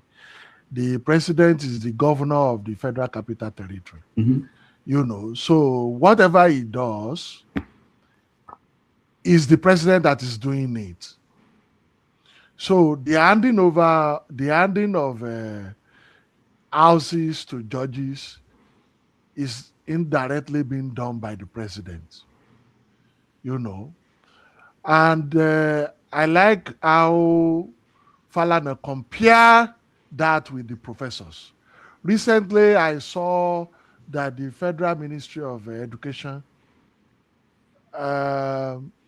they provided free interest loan to university lecturers. And I said, that is a good idea. People can take that loan, probably build a house they want, or buy a car for themselves, or do anything they want to do, since it's a free interest loan and they will pay back. I do not see why that cannot be done by the Ministry of Justice for the judges. I do not see why Wike, a minister of Federal Capital Territory, will be doing what he's doing when we have a Ministry of Justice. So what should have been done is for the Ministry of Justice, in conjunction with the Judicial Council, National Judicial Council, to provide necessary facilities to make life easy for our judges. But unfortunately, even these judges, they do not see it fit that it is unethical for them to take what they are taking. That is the problem we have in the country. They need to see it fit that it is unethical. If Wike and the president are unethical and they don't even know the right thing to do, you know, I expected that the president or the National Assembly will say, okay, no, this is not right. We have the Nigerian Judicial Council, the Nigerian Judicial Commission. We have the Ministry of Justice. Those are the people that should be responsible for the welfare of the judges, not Wike. I do not know what the system we run in our country. You know, there is no way no other way to say it that it is unethical, it is not good for our system. Okay, one last question on this topic, press freedom. You touched on it before, which is the idea that somebody, you might say something on this platform against someone and they will call the police and file a report, and you are going to be picked up, you are going to be locked up for cyberbullying or whatever, for insulting the person or for defamation. And you can be locked up for days, and they will demand that you have to bring the king of your hometown and bring 200 million for you to be released. And it happens every day. The ones we hear are the ones of people who, like Showere, or people who have contacts in the media. But government officials, they just walk into a police station. They don't even go there. Just send for the police officers to go and pick up somebody. Then there's a petition against the person for saying something. There was a case of one guy who did a video where he used AI to generate the voice of Tinubu, where Tinubu was saying certain things. Now, somebody used that video and used the image of a very dark man, and it became big. Immediately, they picked the guy up somewhere in Delta State, and he's locked up somewhere now. We don't know the case, because if it's not a famous person, if it's just a small kid somewhere, you are gone. So what do you think about the chilling effect it's having on free speech? And if you don't have free speech, if you don't have the ability to question the government, and the government that is not releasing information to you, how will that democracy survive? Yeah, well, I have said it earlier on that the people we have in the public offices need to have thick skin. Having said that, and I will come back to that, but having said that, free speech is not a license for recklessness. Anyone who wants to make a speech or react to what is going on in the society should do it with good intention, should do it with the intention of correcting or exposing anomalies truthfully. You know, so there has to be a law guiding the way people behave. But that does not mean to gag free speech. I mentioned earlier on that the Cybercrime 2015 law, section 24, uses some languages that are subjective.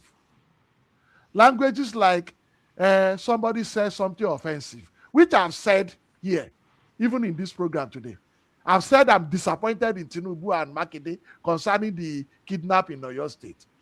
Tinubu may find it offensive, Makinde may find it offensive. But does that mean that I have broken any law? No. But they said in the Cybercrime 2015, section 24, they said offensive languages, insulting, annoying, causing ill will. These are laws that should not hold. And there is an example of Stanley Ugagbe, who has been thrown into Kuje prison until September. You know, something that is bailable. They are already punishing him for a crime that has not been ascertained. These are the things I want us to pay attention on. You know, it is really, really terrible that under Tinubu, a Democrat, we are having this kind of thing. There has to be an attention. We have to find a way of ensuring that the National Assembly pay attention to this. You know, that they do not cause our society to be a banana republic where people cannot talk again.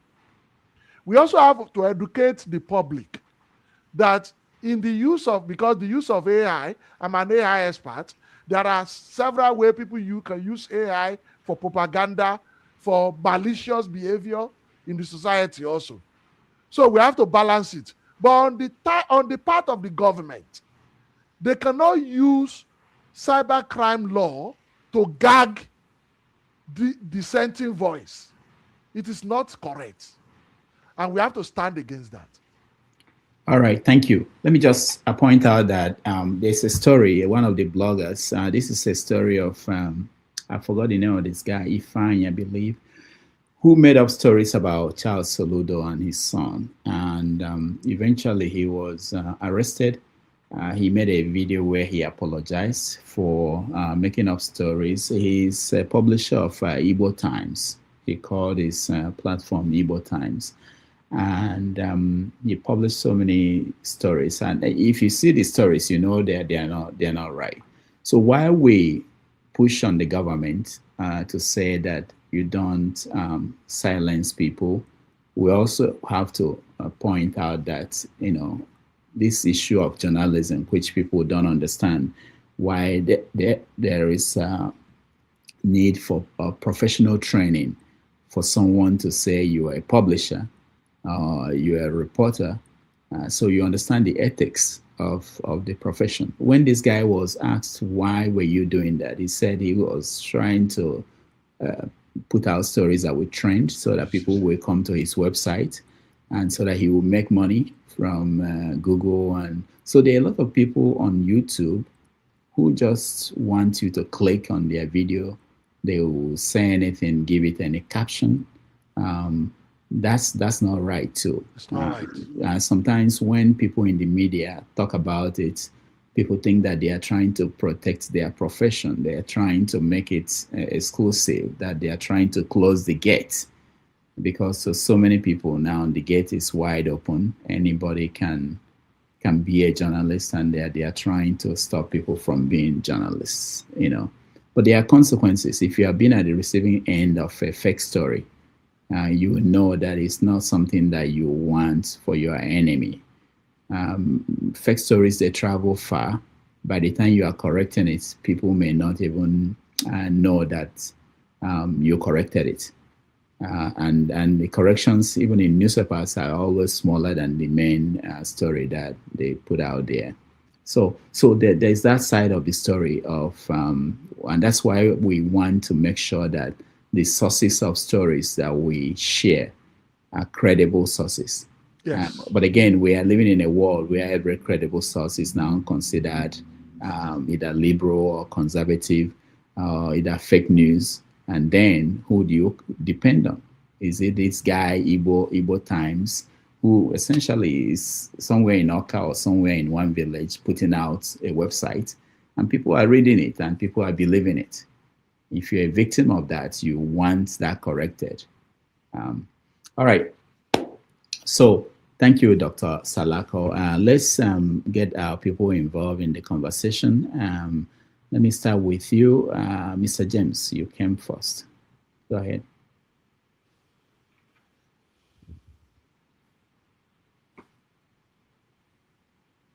Mr. James, you're muted. Yeah, okay. Thank you very much, Doctor. Thank you for coming. Thank you, sir. Yeah, I would have loved to comment on your opinion on South Africa, but it will be time consuming. So I've decided to ask a very short question. I'm of the opinion that Nigeria is beyond redemption. What is your take on it? That's my question. It is not beyond redemption. I first of all, I appreciate the angle where you are coming from. Okay. But nothing is beyond redemption. Most of the countries where we are scattered all over the world, they have gone through terrible situations, like we are going through. The only concern I have for Nigeria is that we are not showing readiness to redeem appropriately. First of all, I don't believe our 36 state is the right federating unit. I believe maybe 6 or 7, at most 8 federating units, regional federating unit. That's what I believe. And that is what I believe that we should devolve maximum power to. Enough federalize. We need to federalize properly. And each of those regions should have their own constitution. Just like in the US here, that each state here has constitution of their own, apart from US constitution. And of course, the constitution of each state is subordinate to the Constitution of America. So also if we have like 6 or 7 regions, and people like Chief Emeka Anyaku, has led some Nigerians to present something to President Tinubu, but he has not worked on it. The same way Jonathan did not work on it. The same way Buhari, who inherited Jonathan's conference, did not work on it. And this man in prison now, former Kaduna governor, El-Rufai, headed the APC restructuring team. And they submitted a report to Buhari. It's in the cooler. So we are not showing any readiness to redeem the country appropriately. We cannot have 36 states. It is irredeemably terrible for us to run Nigeria appropriately with 36 states. 36 states that we go to Abuja to collect money. We need to refederate into 6 or 7 regions that will be able to almost be semi-autonomous and be contributing to, and then we have the center as it is. And then even if they will get money from the center, they will also be able to run their region appropriately, like we run states in America appropriately. That is the only way we can redeem the country. Every other way, I do not see a redemption there. That's my answer for you, sir. All right. Thank you so much, Mr. James. KJ, you're next. Yeah, thank you. So, can you hear me? Yes, sir. Yes, sir. Thank you so much. Good afternoon. And I've listened to you, and I like what you say and how you sound. Yes, you have actually even though you say you're not practicing journalist, you have shown that you quite understand what's going on. You just don't want to take the title, so I put the title squarely on your table. Okay. Well done. Now, just today, before I left the church now, I go to a white church, and what they are talking about was the polarization of the world. And I couldn't but help to bring it down to Nigeria. And what were they talking about? They were talking about how the world is now polarized. We only have, now you're not allowed to be a free thinker. You're either at the far left or the far right. And that is what the media carry. And this far left and far right are just about 7% of the world. The rest of us are at the middle. But this this two polar system don't want us to be heard, because they are always mouthing and shouting higher than every other person. But the danger in it is why I'm going to. The danger in it is that in a country like Nigeria, where that is very prevalent, you find out that one of the resultant effects that people now run from polarization, they run to, first of all, because the media introduces the fear, and then fear results to all of us running into our tribal, lining, and eventually the continuation of the breakdown of the society and all that. And one of the problem is that most nations do not come back from this. Now, why were the Americans talking about this? They're saying about talking about their own nation. That people, whether you are a Republican or a Democrat, what you should know is that the humanity stands far beyond your political affiliations.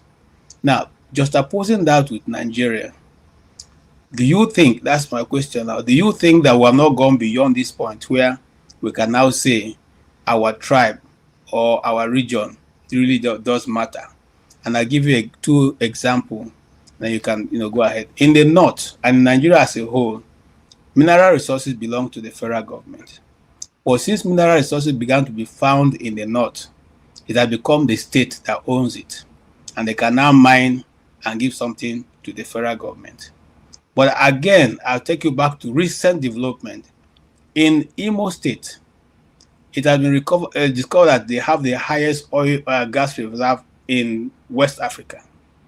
But now there's a bill in National Assembly saying that that region of Imo State should now be carved out of Imo State and joined to another state. I don't want to call the state's name. Okay. And the question is, why do you want to remove Igbo speaking, not only Igbo speaking, but a place that is now called Imo State, and join it to their neighbors, where will take them out of the southeast? Now, if you see my initial premise on this question, you see that what these people are talking about in a church concerning their own society is already being implemented in another part of the world, where now you see that a particular set of people do not have the right to have something good. It has to be moved to another. What do you see? And if you see anything different, do you think this nation, this thing we now call Nigeria, has any more kick to survive as a nation? Thank you so much, and I really appreciate your. Well, let me break down what you have said. There are three ways to. I think three things that I mentioned here. You mentioned Imo gas, and I like the fact that energy is my area of expertise, and then mineral resources. I have my first degree in geology. I understand mineral resources very well. I've written about it. When the North were castigating the federal government for setting up, federal government set up a gold refinery in Lagos, which was actually set up by a private establishment. But the Northern Elders Forum were using that maybe for political, really. They wanted the gold refinery to be set up in the north, where gold is more abundant, especially in Zamfara. The problem we have is this, and I've said it. The only solution to our problem in Nigeria is to refederate into 6 or 7. You mentioned region. There is no way. No matter, I just said earlier on that as a Yoruba man, I'm disappointed in Makinde and Tinubu, the way they handled Orire, the kidnapping in Orire. The people who came to Orire to kidnap Yoruba teacher, they beheaded a teacher.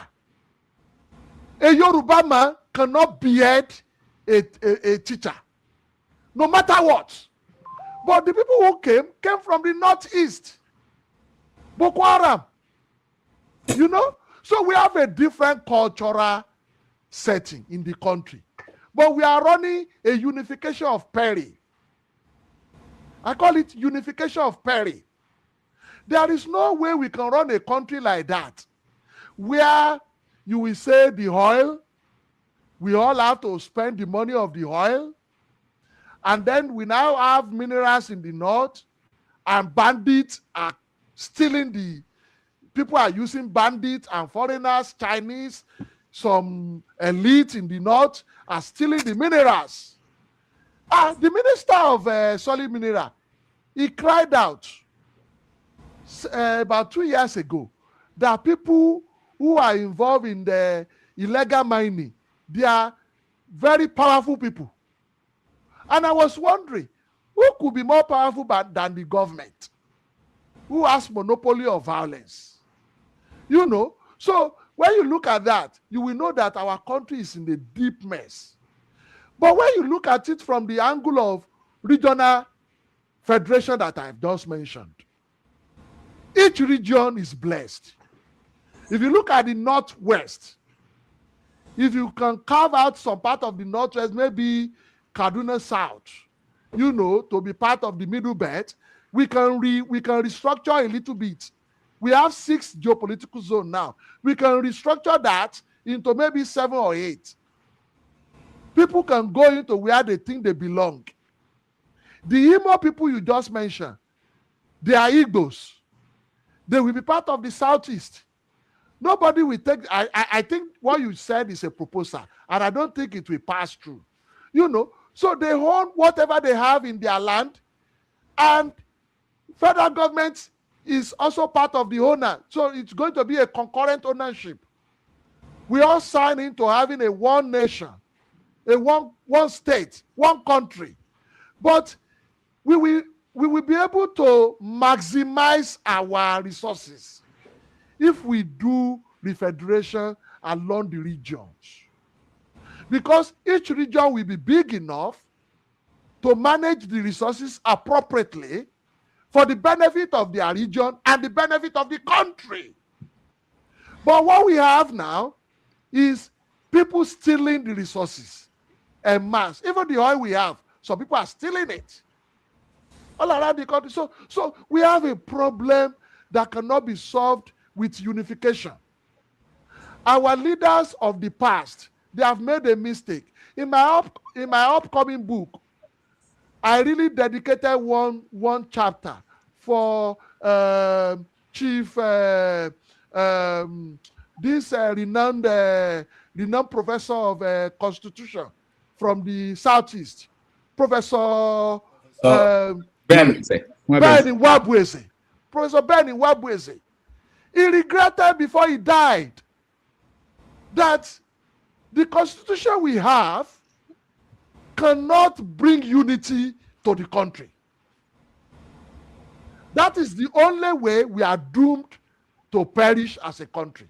And, you know, Chief Emeka Anyaku, he said, we either restructure or we perish. That is also in my book too. I analyze all of this.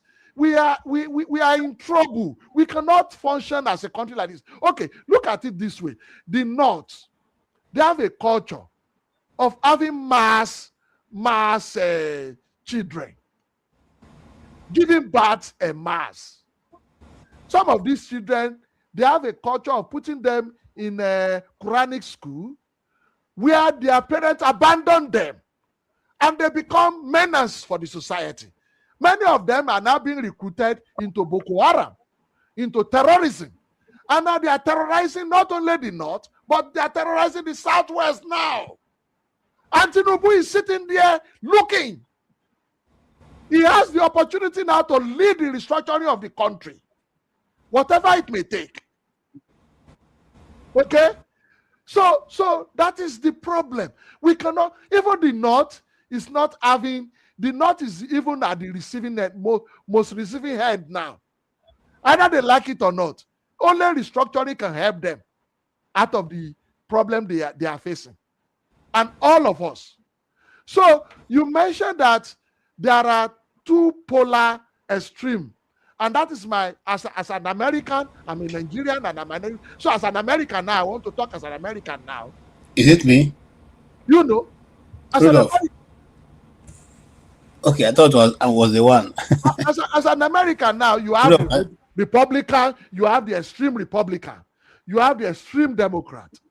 And as you said, those of us in the middle, who wants to balance both sides, we don't have voice. That is where we need to raise our voice in Nigeria. There should not be any other thing now to be talking in Nigeria than restructuring. To be honest with you, there's no way we can manage the country without restructuring. Let the Igbos have a southeast. Let them run their government. Let the Yorubas have a southwest. Let them run their government. Let's collaborate. We have different culture. Let the northwest run their own system. And then, of course, we have a one country. We can rotate presidency. We have to do that. If we don't do that, we are doomed to fail. And that is what Mr. James said, that Nigeria is unredeemable. That is the only time that Nigeria will become irredeemable. Okay, thank you, sir. My thought there is for even the National Assembly and someone in the National Assembly to even phantom the idea that you can actually take out a people from their ancestral land and the people they identify with and add to another state only because a mineral resources that you think would benefit the people has been discussed. It's I don't know how to say. It's preposterous. Yeah. For KJ, anybody that will not happen. That will not happen, KJ. That will not happen. Because, when people ask for state creation, because what you said is similar to state creation, it will not happen because the constitution, even the nonsensical constitution we run, will not make it happen. State creation cannot happen in Nigeria under civilian rule.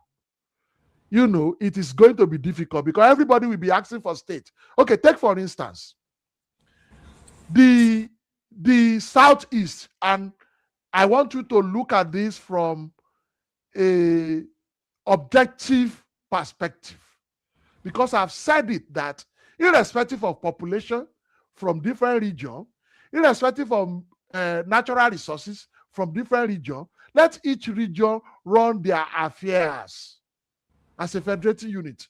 Now, I want to put it to you.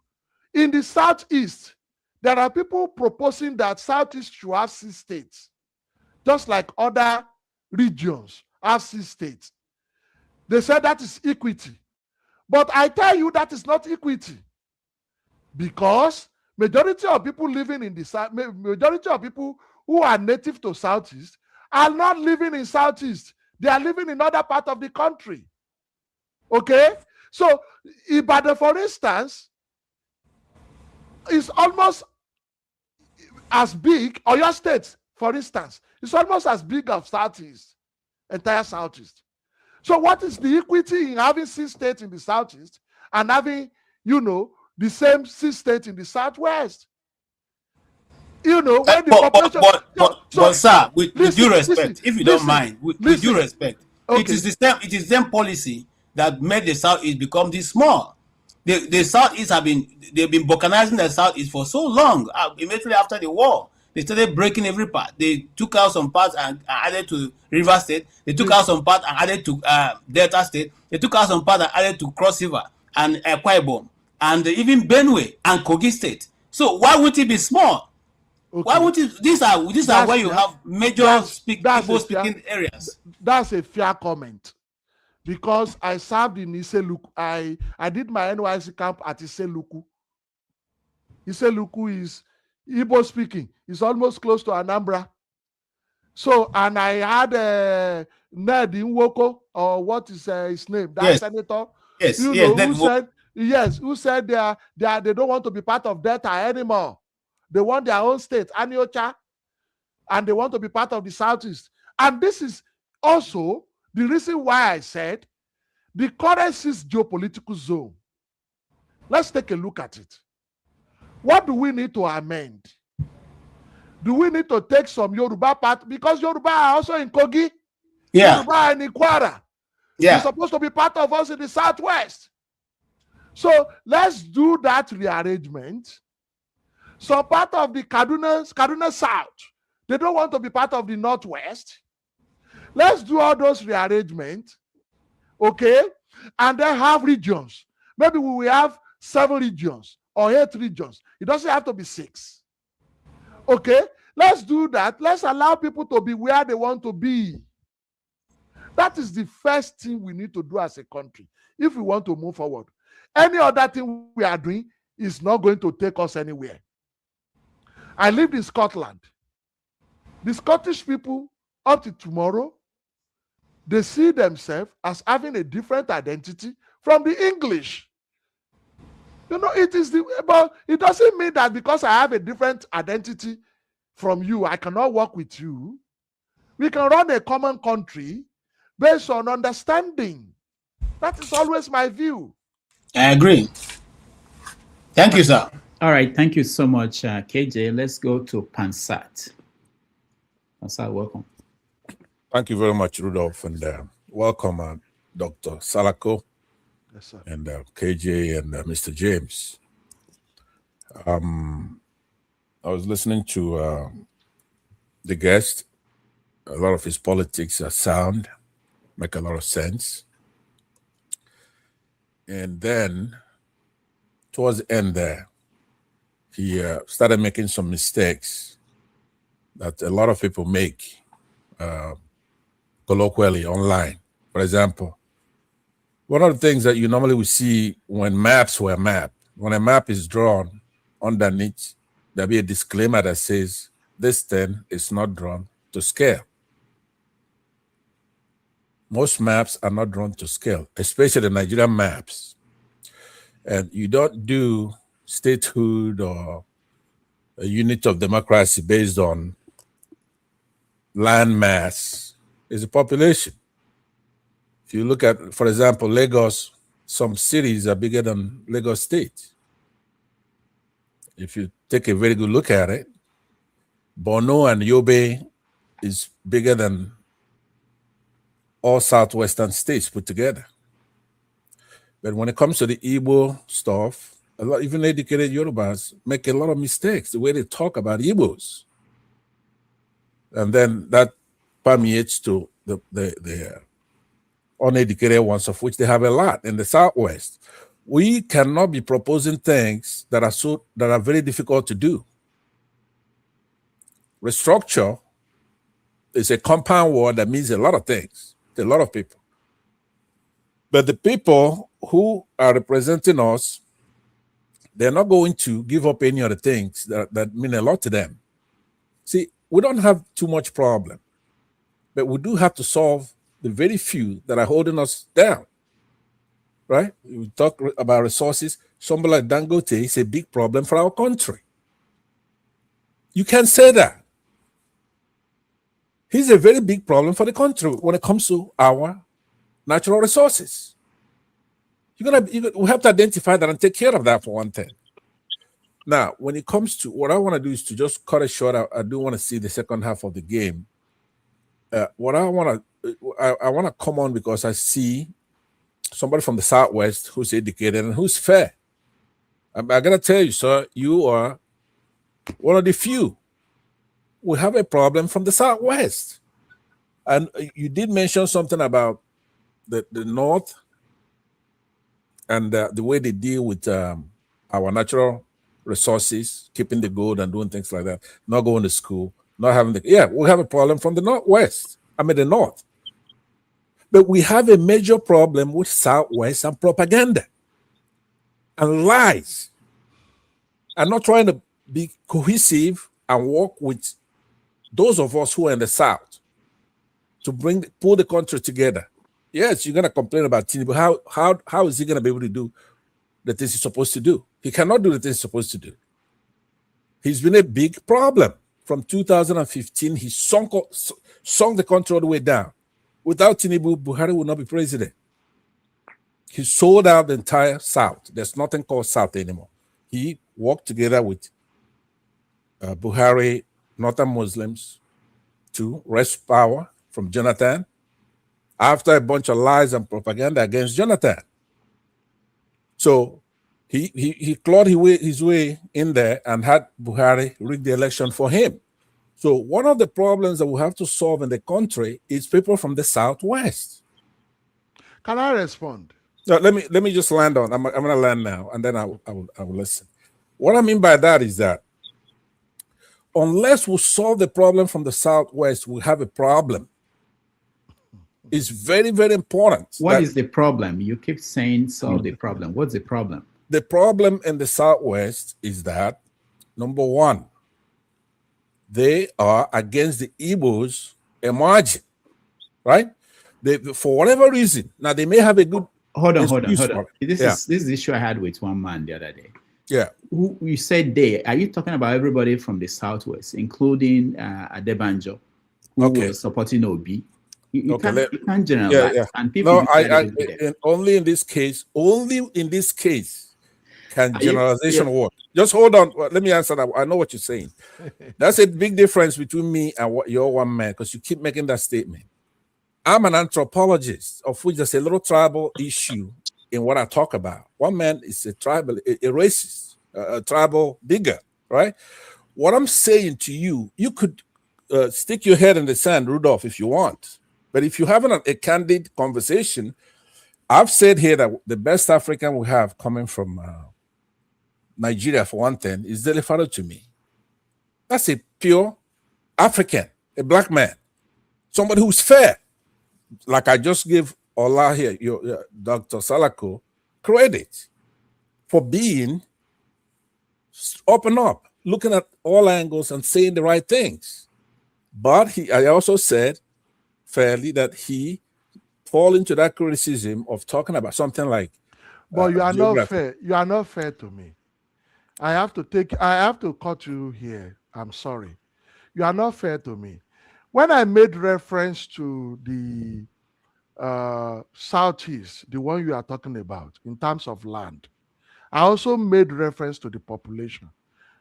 You know, so when you ask for C state in the current Southeast, and you compare it with the Southwest, the population and the landmass of Oyo State alone, where I come from, is bigger than the entire current Southeast. That is not true. Now, listen to me. You prove that to me now. Prove it. No, go check. Go do your geography. Now, I'm doing that now. I'm prepared to answer you. Allow me. No, but you have to say something that's true. KJ corrected me and said it's because part of this, what should be part of Southeast, was taken to rivers, was taken to Delta, and I agree with him. Now we are having conversation. And I now said, part of the what should be Southwest also is part of Kwara. No, it's not. It's not the same thing. It's the same thing. It's the same thing. It's part of Kogi. It's part of Kogi. Okay, but hold on. Yorubas are in Kogi. Yorubas are in Kogi. Yorubas are in Kwara. I know. Let me land. Listen. You have to have a conversation because you spoke a long time. But I have not landed my point. The problem. You have an issue with my point, but let me land my point. Okay, Pansat. Let me land. Okay. Yeah, let me land. What I'm saying is that all those colloquial stuff that I bantered about, this is bigger than this, that doesn't have a proof. You have no proof. I just told you maps are not drawn to scale. One of the worst things anybody could do is to have a Yoruba person draw a map that includes the Igbos. He's going to give him the smallest. Okay. Pansat, stop. The map of Nigeria. We know the size of every state. Niger State is bigger than the whole of Southeast. I don't know why you are thinking that you can. I just told you. No. Right? It's not about how you appear. Listen, Pansat. I just told you that Borno State and Yobe State is bigger than the entire Southwest. So what does that mean? So this is the argument. I disagree with you. We don't. No. Let's pull up your map. Now we can talk about land. We can talk about population. Right. The way we will the Igbo population is double that of the Yorubas. The Igbo population. Let me say this to you. The Igbo population is over 120 million, double that of the Southwest. So hold on. Okay, let's assume you are correct. No, you can't assume. So this is the thing. The problem we have in this argument is that the population of Nigeria is not clear. It's not known. I can't take any figures coming out. It's unknown. We haven't done a census in over 10 years. The Constitution requires us to do over 20 years. I'm basing mine on observation. No, right? don't. It's a I'm not taking scientific method. observation. I'm not taking No, but observation. Rudolph, Hold on, Fansa. Let me finish. Don't tell me what the facts moderator. I'm the moderator. Yeah, but don't tell me what the facts. The point is that the population of Nigeria is of no use. Anybody quoting anything is unacceptable. And then, of course, the first question I was going to ask you guys in this debate is, how did we come about the geopolitical zones? What was the premise of that division when they decided? I think when they divided that there should be 6 geopolitical. That's where we have to start so that we can have a discussion that will make sense. So if the idea is that it was based on population, that the people who came about that, I don't know what it was. If it was based on landmass, okay, if they said we want to divide Nigeria based on landmass, then you tell me, then we talk about the landmass and whether the landmass will determine. And then remember, the state was happening. The creation of states was happening before the zones. It was during the Third Republic that they started talking about zones. So this is something that is fundamentally we have to discuss in a professional, credible way, not putting 120 million. You don't know the population of Nigeria, not to talk of Igbo people being 120 million, and not. Could I respond to you? And then I'm gonna leave because you do have a. No, you are not leaving. You are not leaving. You have to be here. If you want to have this argument, you have to be here. No, but it has to be sequential. It has to be. I'll take 2 minutes and let me just put it. First of all, I don't disagree with Dr. Salako, right? He's a very reasonable person who's come here. However, it doesn't. I have to criticize some things that I disagree with you. I don't agree with you on everything. Okay, so I'm saying that we went to war in 1967, so we do know what our area is, the Eastern region, right? So there are new nomenclature. Imagine from that you have a bunch of somebody like Rudolph here who come from Anambra State. We may not accept that already. That's a creation of Murtala Mohammed. And Imo State, the 2 recalcitrant states we have in that side of our country, their governors are not listening, right? These units may be reabsorbed into what we call the Eastern region, including Rivers State and so many others, Bayelsa. We are just like playing Monopoly, right? At the end, if it doesn't work out, we have to go back to the state of nature and take back our stuff. Let me just make that by saying to you that some of the things you're proposing, calling restructure, will never be acceptable to all these regions. They're not going to just let you do that. If somebody's a governor of a state, they're not going to let you come and reabsorb it and combine the states and just create maybe 6 federating units. That's not. They might as well let Biafra go there. So that's why I'm trying to say that those who try to distract us with things that don't mean anything, things that are not achievable. That's why I've come in to say finally that what you have to do for us as a progressive from your side, and I'm a progressive from my side, you have to point out that the Southwest is a problem in the country. Too much lies, too much propaganda, not holding on to those who are good from that section. Somebody like, if they refer to me, say something, they say it's an Igbo man. If Obasanjo does something, bringing people, all talents from all kinds of the country, it's an Igbo man. So what I'm saying to you is that that's how you're going to solve this problem, is to call that section out. Nigeria is going to be way up there if this is not going on. You say it now. You have Tinubu and the Northwesterners, Muslims ruling the country, and they sank us. Plot the graph from 2015 when you have other people, talents like Gozo Konjiwala and all kinds of people. Go and plot it. It's like dropping like a rock. We have no democracy. The economy is no good. It's a bunch of lies because you catch them doing something. They're not hiding it. The facts are established. What question do you want him to answer? I'm trying to follow you also. I'm okay, good. Okay. What's the question to him? The question I want to ask him is, would you go back, tell your people to remove the logs in their eyes before they point to the specks in the Muslims areas and the Southeast areas? Their problem needs to be resolved. That's the question I'm asking. We'll solve it section by section. Thank you very much, Dr. Salako. You're muted, Doctor. Doctor, you're muted. Hold on, let me see if I can. Okay, yes, I'm. Okay. Well, Mr. Pansa, I like your passion for your people. And this is where that is what I always say. No matter how we want to be nationalistic, we all have blood flowing in our body. We'll all have a region, a people, ethnic nationality that we belong to. And that is why you are so passionate about Igbos, about the Southwest, Southeast. And I appreciate that. I really appreciate that. Now, when you talk about Southwest, I am disappointed that Tinubu, who is also part of the restructuring campaign, is being gradualistic about it, And I like the fact that Chief Emeka Anyaku of the Patriots have presented a paper. They also look into the fact that we need to regionalize. We need to reduce the number of states to few regions.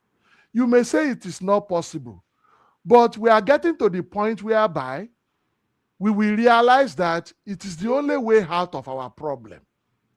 Now, coming back to what Rudolph said concerning how did we have the current geopolitical zone, I think if you look at the current geopolitical zone, you will realize that each region, particularly the Northwest, the Southwest, the Southeast, they speak common language in each of those regions. They have congruous landed area that look congruous to each other. That is why those states are in one geopolitical zone and they speak almost similar language. Apart from the North Central, which is, a collection of many minorities. And also South, especially the non-Igbo speaking part of South, which were originally part of many of the South that you see now were part of the eastern region of the old. And some of them were also part of the western region of the old. But they were broken into forming South. That's okay, because many of them are not Yoruba speakers. Many of them are not Igbo speakers. But there are Igbo speakers in the South, which could be part of the current Southeast, which when we do restructuring, should be part of the Southeast. That is where I'm coming from. And also there are part of the North Central that are Yoruba speakers. That could be part of the Southwest. Now, Pansa said Southwest is the problem of Nigeria. I do not think so. And many nationalists will not say that. People like Chief Emeka Anyaku, who said that when Awolowo was proposing a federal system that honors cultural differences, that honors our ethnic and languages, which is similar to what we have in the UK. When Awolowo proposed that, Chief Emeka Anyaku said he was in UI that time, and he was saying, no, we have to have a unitary system. We have to have a nationalistic view. Could I interject 1 second? But now, Dr. Salako. Chief Emeka Anyaku is one of the people. Chief Emeka Anyaku is one of the people who is at the forefront of, federalism, the like that Awolowo proposed those period. And Chief Ben Inwabweze, Professor Ben Inwabweze, before he died, he regretted this kind of constitution that we have because he contributed to it himself and Rotimi Williams. If we want to blame all of everybody has a blame. All region has a blame. Okay, yeah, Dr. Salako. There is no region that cannot be blamed because there are people. Look at Rotimi Williams working with Ben Inwabweze to give us 1979 constitution. That is now 1999 constitution. It's a problem. So let me say that I wasn't talking about what happened in the 60s or whatever. I'm talking about now, because people always say that it's fault of the Igbos because the North didn't want a federated system, and this. I don't want to talk about that. That's just pure nonsense, right? The major thing now, today, what I'm laying on the heads of the Yorubas is that I say it all the time. You know how happy I was when I heard you speaking and you were being fair. Now I have to say that you were being fair. You're not being fair now because you're saying the same things those people are saying. And I'm still being fair. You only want me to say what you want. No. So I'm saying, going back to say that whatever our founding fathers did in the 60s, well, let's say Azikiwe made a mistake in the 60s. What does it have to do with Igbos? What does it have to do with today? How can you be trying to form a country to get independence and you don't propose a federal Nigeria, or even like his contemporaries at the time were thinking about having a one unified Africa, so that we can stay away from these Europeans and their wickedness, right? So if somebody was trying something that hasn't been done before, you can't say it's a mistake. Well, so having a unified Africa does not mean that you are no longer an Igbo and I'm no longer a Yoruba. That is the fundamental problem that we have. Here, the people that formed America that have together, they unify, they have a United States, but they still have their own different constitution in their various states. Exactly. So right now, Bernie Wabese said, we have a super constitution in which the federating units don't have a constitution, that it cannot stand, that it was a mistake they made. That is why I like Professor Bernie Wabese. I dedicated a whole chapter for him because he was a good man. Before he died, he told us the truth. Thank you for coming, Dr. Salako. Rudolph, thanks for indulging me and the fellow panelists. I'll exit, but I hope to see you again. Thank you. I want you to go start the carbon dating from 2015. Okay. That is what our problem is. Tinubu is a big problem for the country. Dangote is a big problem economically for our country. Okay. It rises to the level of economic terrorism, and then political terrorism from Tinubu. He brought about this APC. Let's deal with the problem we have first. But those enabling them from the east. All of them too. You don't want to mention them. No, I'm mentioning them. That's a good point.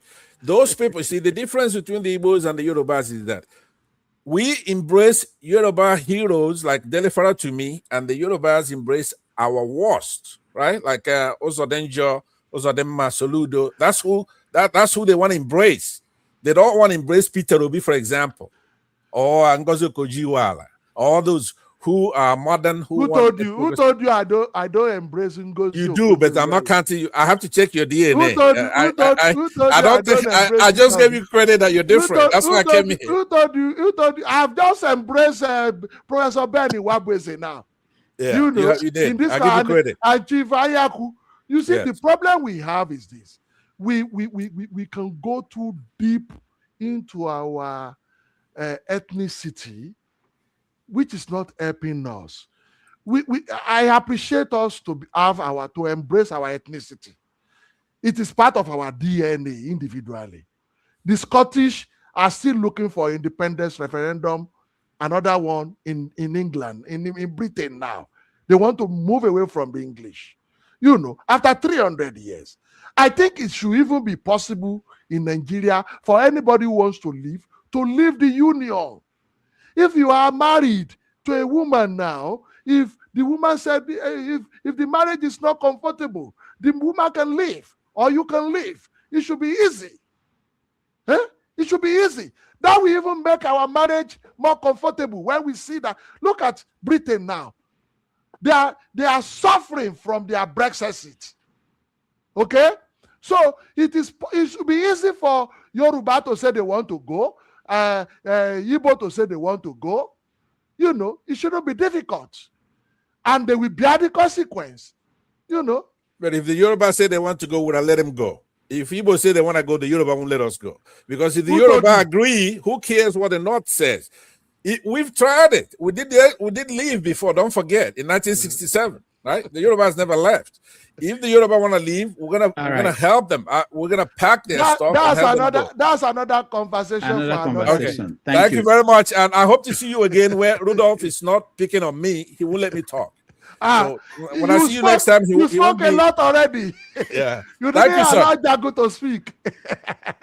Jagun, welcome to the show. Good afternoon, good evening. Thank you, Rudolph. And indeed, Baba Salako, Baosa.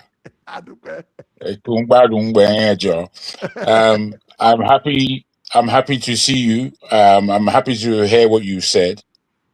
You have to excuse our Pansat. He's one of our favorites, but he's also a comedian that you don't necessarily have to laugh at. I want to come from a point where I'm not a believer in next year's elections. I don't believe it. I don't believe it should happen or take place. I think it should be boycotted by the people. I believe that the people need to take power back. I believe that the present botch of politicians that we have are pure devils. Don't understand what they have in their hand or what is around them. I believe that they are paid as stool pigeons in the Greater West, and they're still acting like they are the pawns of the West, and they oppress, which is I'm trying to work out if it's Jagun, your connection is. Jagun, hold on. Is it only me or the connection is not good? Yeah, the connection is faulty. Yeah. Jagun, we can't hear you very well. Can you maybe you can leave and come back? Maybe the connection will be better. Okay. No, that's not going to do it. It's the phone, I'm afraid. The phone is when I come to StreamYard at times it does play about. I'm afraid. I'm sorry about that. Am I any clearer? Yeah. Go ahead. You can hear you now. No. Okay, thank you very much. Given what I've said, hopefully you heard the way I see Nigeria. And I see Nigeria also very much as on an individual basis. Nigerian people are always doing well. No matter where they are in the country, they are able to progress. However, the amount of bad news that comes out of Nigeria on a regular basis, I don't know if anyone's really paying attention. I mean, there's the bad news of terrorism, which is high. And then there's the bad news of just common health issues that affect our people due to gross stress that the people are under. I mean, I don't know if we're devils in that country. Sometimes I really wonder about the state of our cultures and whether or not our cultures need updating. I believe, especially in the Yoruba culture, I believe that the Yoruba culture is quite oppressive. Even as much as they are enlightened as a people, they have a wide culture. I believe that women in the Yoruba culture oppress their boys, and they take away the confidence of their boys unknowingly. So when their boys become men, many of the times they remain boys. They don't gravitate to becoming men because they've been asked to be quiet. Shut up there. Shut up. Always very barking ways of. I don't understand, Professor. I don't understand our people. Sometimes I don't even like them. Yorubas, I'm talking about. And I'm talking about the whole of Nigeria at the same time. So nobody should count themselves free from what I'm saying, because everybody, it's not me, or it's not me. Everybody behaves in a very childish manner. I personally don't like it. I don't like it. I think we are the ruin of ourselves. I don't know that we can point the finger and blame anybody anymore.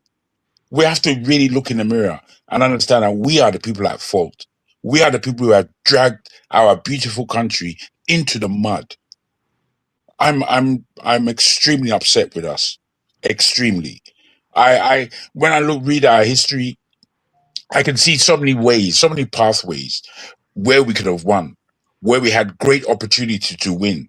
But no, we chose wrongly. We decided to go the wrong way. Why do Nigerians always choose to go left when it's clear that we should be going right? Why are our people like this? Foundation. When the foundation is wrong, all right, there's thank nothing you. You can do. Thank you, Jagan. Let me, Doctor, let me ask you this question. It's from what we've been talking about in the last few minutes. So I looked at the regions, the geopolitical zones we have now without knowing the foundation. I know it was Alex Ekweme and the group like first proposed these geopolitical zones, and I think it was Abacha that accepted it. No, it was Abacha. Yeah, but look at the I'm looking at just based on landmass. Okay, the northeast is about 272 square kilometers. Northeast, north central 242,000, north central 261,000. South 88,000, southwest 79,000, and southeast 29,000 is the smallest. I've always known that. So when Pansat is trying to tell me that the map we're seeing and the figures we know are not true because of that's totally. It's like people saying that the world is flat. It's not flat, and we have to start making sure people stop saying that. Now that's one. That's one figure. Then the other figure is the population, which we know is not credible, but they use the population to do things in Nigeria. So looking at the population, northwest, the range is what they are saying is 60 million to 67 million. Southwest is second with I'm talking about the current estimate here. It's 48 million to 53 million. South is the third, 29 million to 40 million. Northeast, fourth, 31 million to 36 million.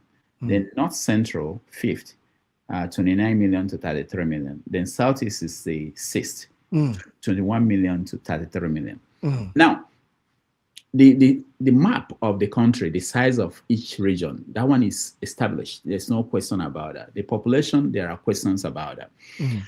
Now, the people who contest, who are saying that there should be another state in the East, are saying, this is the argument, and it's a legitimate argument, irrespective of how they came up with the geopolitical zones, that knowing how we share resources in the country, and resources are shared based on the number of states you have. Okay, our population as well. Yeah, well, yeah, that's when you go to local government. Because your state gets more federal allocation than state like Osun. Osun is smaller. So they get lower federal allocation than. I go what you're saying. But the first principle is that you go as a state to go and collect. So if you're a zone and you have 5 states, you're going to collect less than another zone that will have. Correct. So let's say the population is equal. Let's say the population is equal, and you decide to give this zone 5 states and give this one 7 states. The ones that are 7 are getting more money than the ones that are 6, and they are of the same population. Remember when Tinubu was governor of Lagos State, there was an issue of the local governments in Lagos. That was why he fought with Obasanjo. There was this number of local governments in Lagos he added 20. It's 20 originally. In the constitution, it's 20. Yeah, but the population. But he added about 40. Yeah, but the population of Lagos was equal to Kano. And Kano had 40. So Tinubu was fighting, and it was accurate. He was fighting that you can't give Kano 40 local. It was not accurate. Look, what was not accurate? Tinubu was not accurate. This is the thing. Okay. So the population in Lagos and the land mass in Lagos The land mass is not comparable to Yeah, of course, Kano. of course. But the population, many people living in Lagos, actually, they move from different regions to Lagos. Okay, as at the time they set that thing in the constitution. That is why I don't like, we have a big problem in the country. So they set the number of local government in stone. Based on what? Inside the constitution. Based on as what? at the time they set it, based on population that time, based on the land mass, based on several things they use that time. And the funnest part of it is that all of the people, all of different ethnic nationality were represented in the setting of that nonsense. So it was not as if Hausa are the one that set it up. Are you getting my point now? I've just told you about Rotimi William and Benny Wabweze now.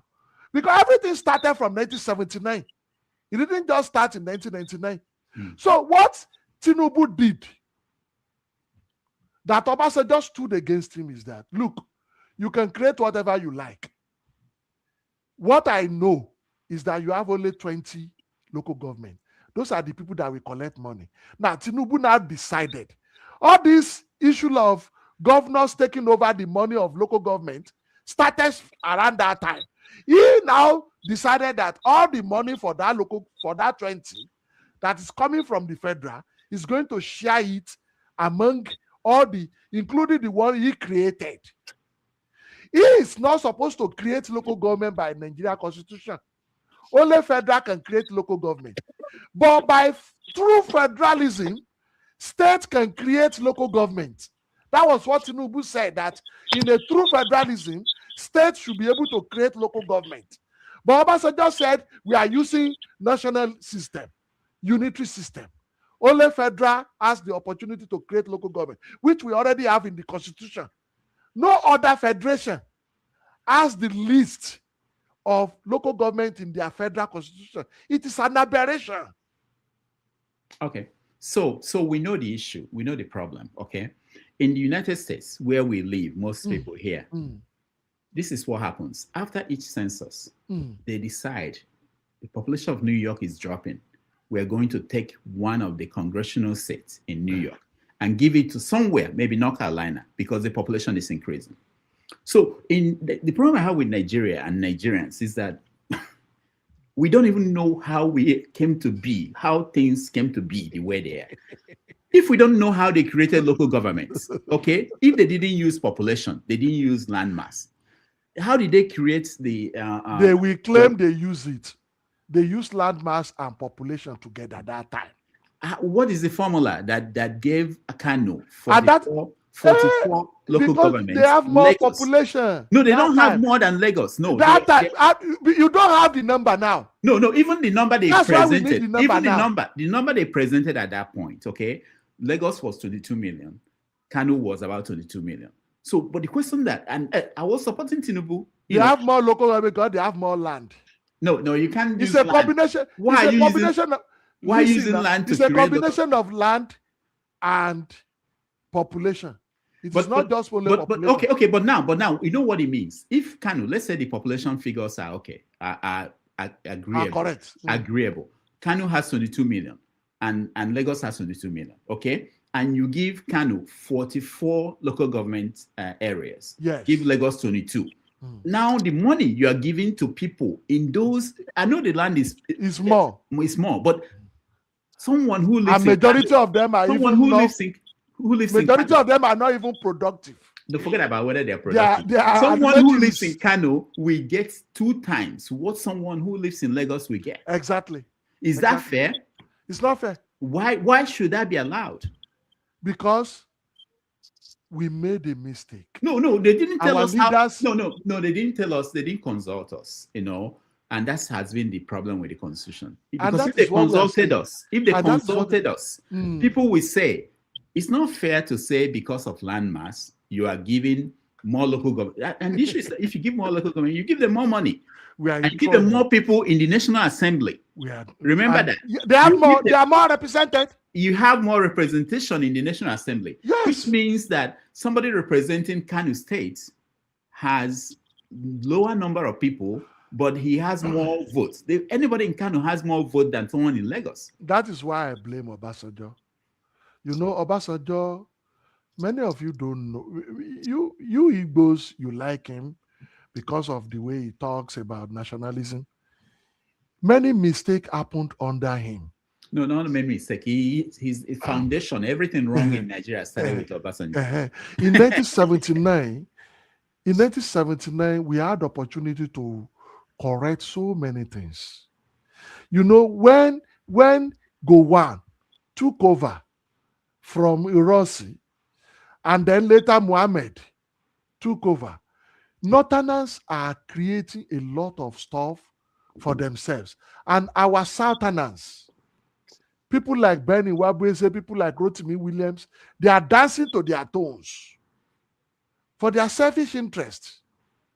You know, people like Obasanjo also was accepted by Northern oligarchy because of what we use him for. Do you understand now? So the Northern oligarchy have used many Southerners to our detriment in the South, to the benefit of the North. And it is becoming really, really difficult to correct now. Really, really difficult to correct. So, and if we don't correct it, there is no way we can have peace in the country. And it's even worse now. They are the ones that are benefiting the most from this arrangement, and they are also the one that is creating more insecurity for all of us. All right, let me welcome Victory. Victory, welcome to the show. Thank you, Rudolph. Dr. Rudolph, you know, you put, I'm sorry, Victor, you put aside my question. Oh, what was your question? What's your question, sir? I asked whether or not the cultures in Nigeria need to be reassembled, because the cultures in Nigeria are not working for the people in Nigeria. They need updating. They need updating. Sir, Mr. Jagun, your name sounds like a Yoruba name. It's Yoruba now. Okay. So, Mr. Jagun, the culture is broken. Exactly. The culture we have now is a culture of money. Money answers all things. It's a culture of selfishness. It's a culture of only me. Let the rest go to hell. So that culture did not start today. That culture become compounded because people in public offices see public office as a way of amassing wealth, not a way of serving people. So it's a culture that does not respect law anymore. So for us to rebuild the culture, it will take a societal approach, a whole societal approach. Everybody, you know, family, religious organization, government, and we need to have somebody at the end of affairs who values character, who values the need to promote culture of communal culture of truth, culture of serving community service.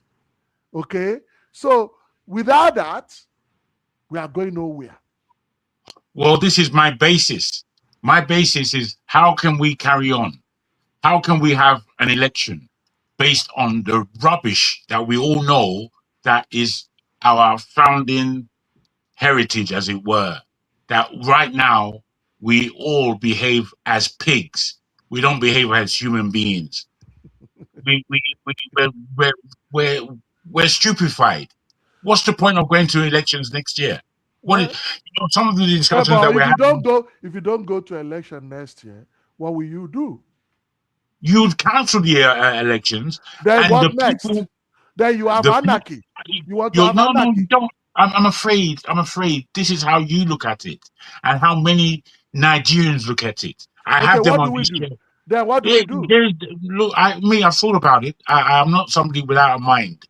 And in my thinking, there should be at least a 3 to 4 year administration that is put up by the people of Nigeria, that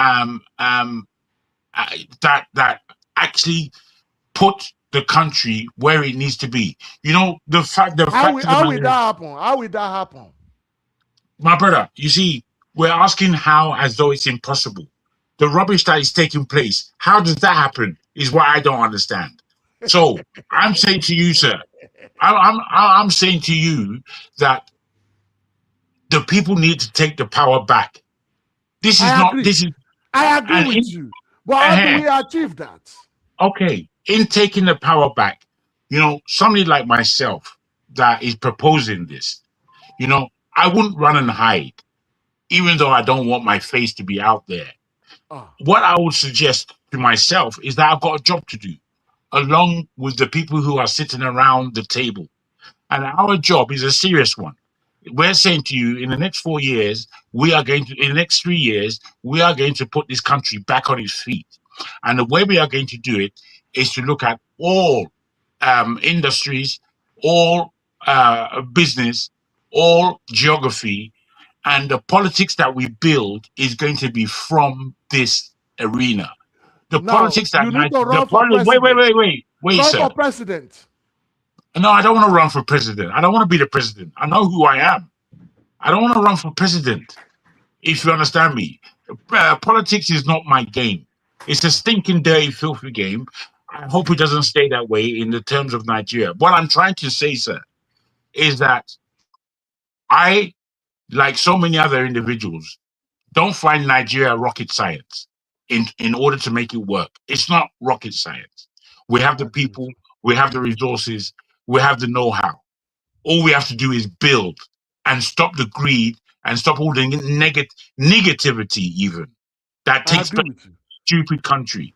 You know, I'm so, as I said, I'm so upset because I don't know where our culture ends and where the modernity of the Western culture begins. It seems highly intertwined. And it seems that we have taken the worst of what has been given to us by the West and run with that, as opposed to being able to make decisions. I don't believe that Nigerians make good decisions. I don't believe they do. I believe they make stupid decisions, as though they are stupid. I'm fed up with Nigerians. I'm fed up with them. Here in London, where I live, anytime I get on a plane and I go anywhere, as much as I'm proud to be a Nigerian, I'm fed up with them because they make trouble where there's no trouble to be made, really. You don't have to make trouble. And it's exactly the position that the country is in. The country is being led by troublemakers, by thieves, by gangsters. And these are the people that we've allowed to get in front of us, which is why we keep harping on about the founding fathers. Why do we harp on about Awolowo? By now, we should have had 10 Awolowos who have taken us to a different level. But those people have been oppressed. They've been oppressed. And that is our society. Our society, including in your own very family, it's a family of oppression. And then that leaks outside into the mainstream, into the world. And the governors, the politicians, they behave as your family behaves, which is to oppress you. Shut up there, small boy. Do you know who you are talking to? Do you know who I am? This kind of rubbish talk all day long. Like I've got to respect it. I can't respect it. I appreciate where you are coming from. It's a terrible culture of do you know who I am? Who are you? You are just human being like me. Simple. All right. Very simple. So thank you, Jagon. Let's go to Victory. Okay. Victory, go ahead. Yeah, thank you, Rudolph, and thank you, Dr. Salako. I can't see your number. I'm using my phone. I came in for like several of your conversation you were having with Rudolph, and I just thought that there's some misconception that I need to point out to you. You kept saying this Northerners and Fulani people and all that. but you always forget to, like, they say when you're pointing at people, there's always one hand pointing back at you. You've not talked about the role the Yorubas and the Igbos are doing in that country by not coming together. They claim they are the most educated, they are the most advanced, yet they are letting the Northerners play people with that country for over 60 years now.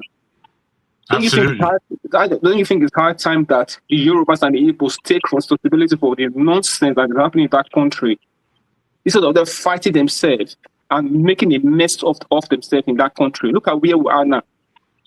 Simply because the Igbos and Yoruba have decided to be a miscreant in that country, but decided that they don't want to work together, and they will keep blaming the Fulanis and the Hausas and blah, blah, because the way Nigeria is built, you need two majority to come together to make sure that they can form a government for sorts, right? And this is why I get so sick. I'm so sick of every Nigerians. You know what?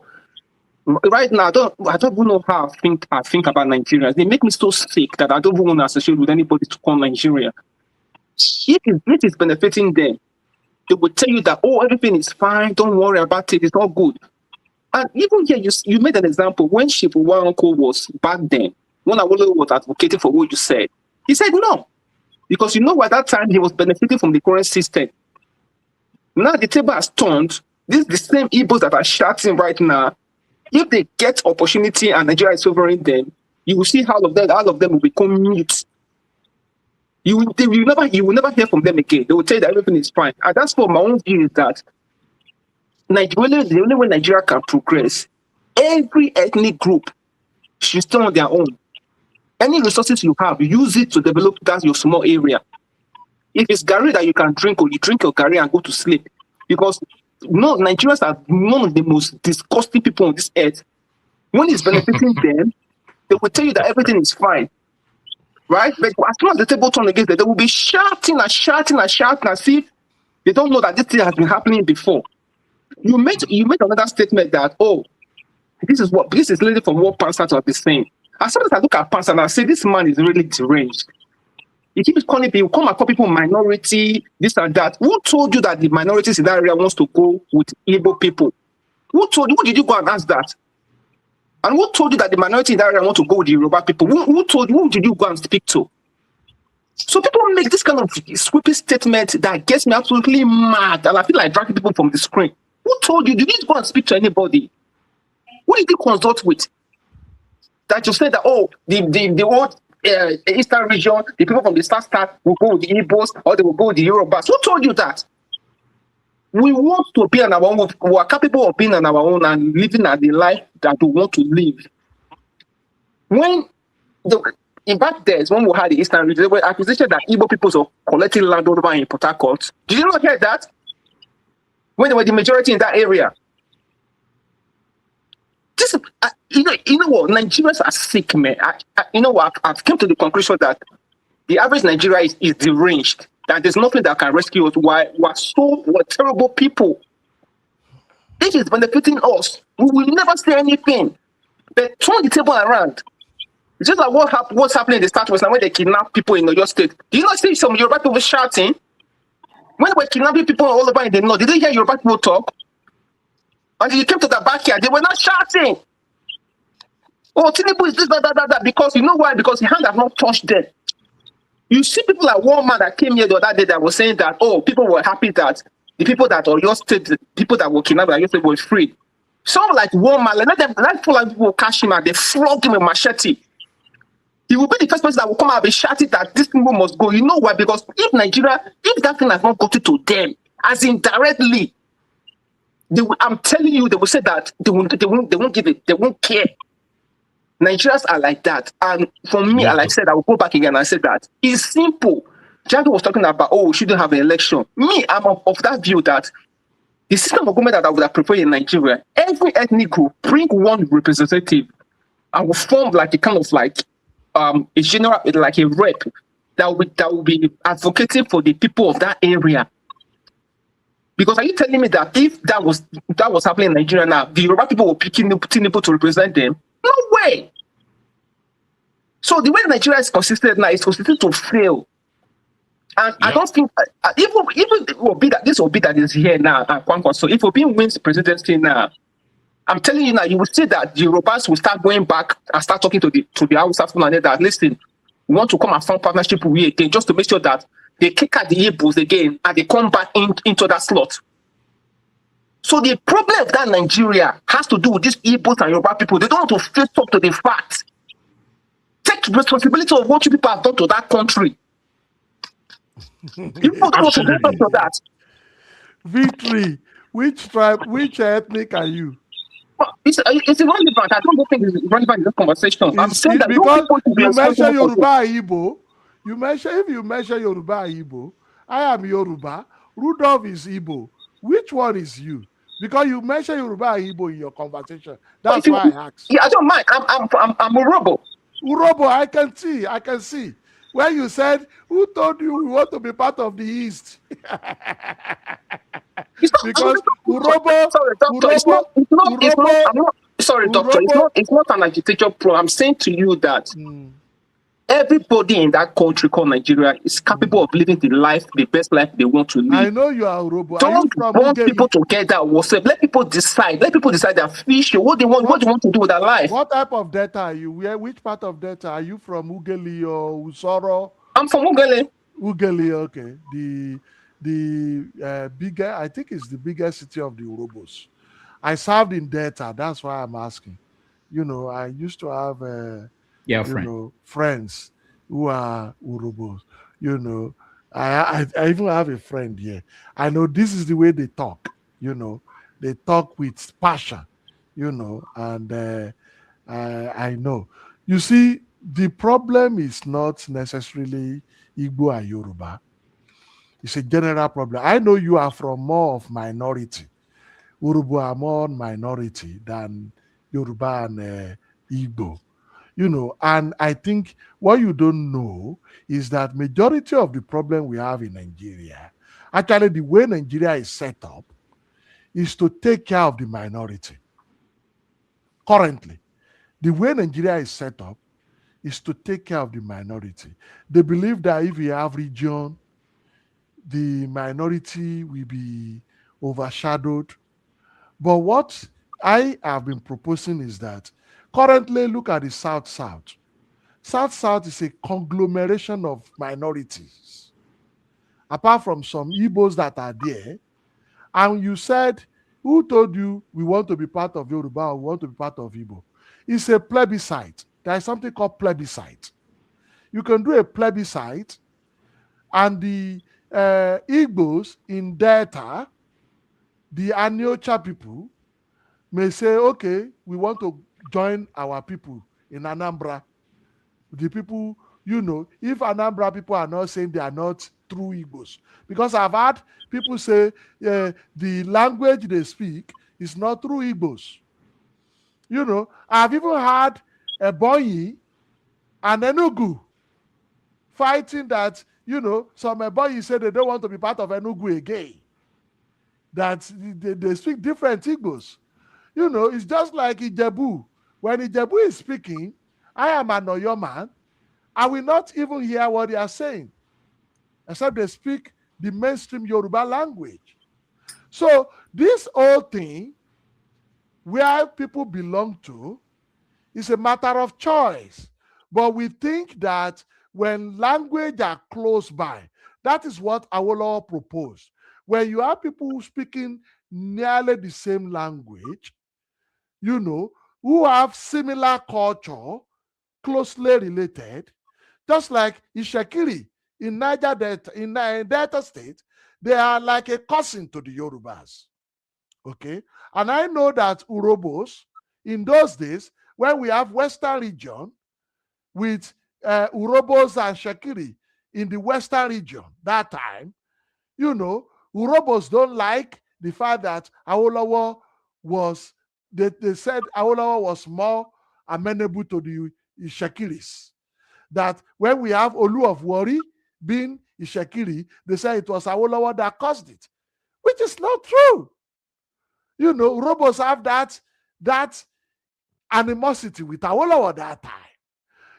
This whole problem is so complex. we have to really want to have a country. Even when we have region, you know, some part of Southwest, for instance, believe that the Ijebus, the Ogun people, current Ogun state, they dominated the South, the Western region at that time because of Awolowo. Okay? So much so that Bola Ige, who was even very close to Awolowo, was saying that there is an Ijebu mafia. Okay? So in their conclave.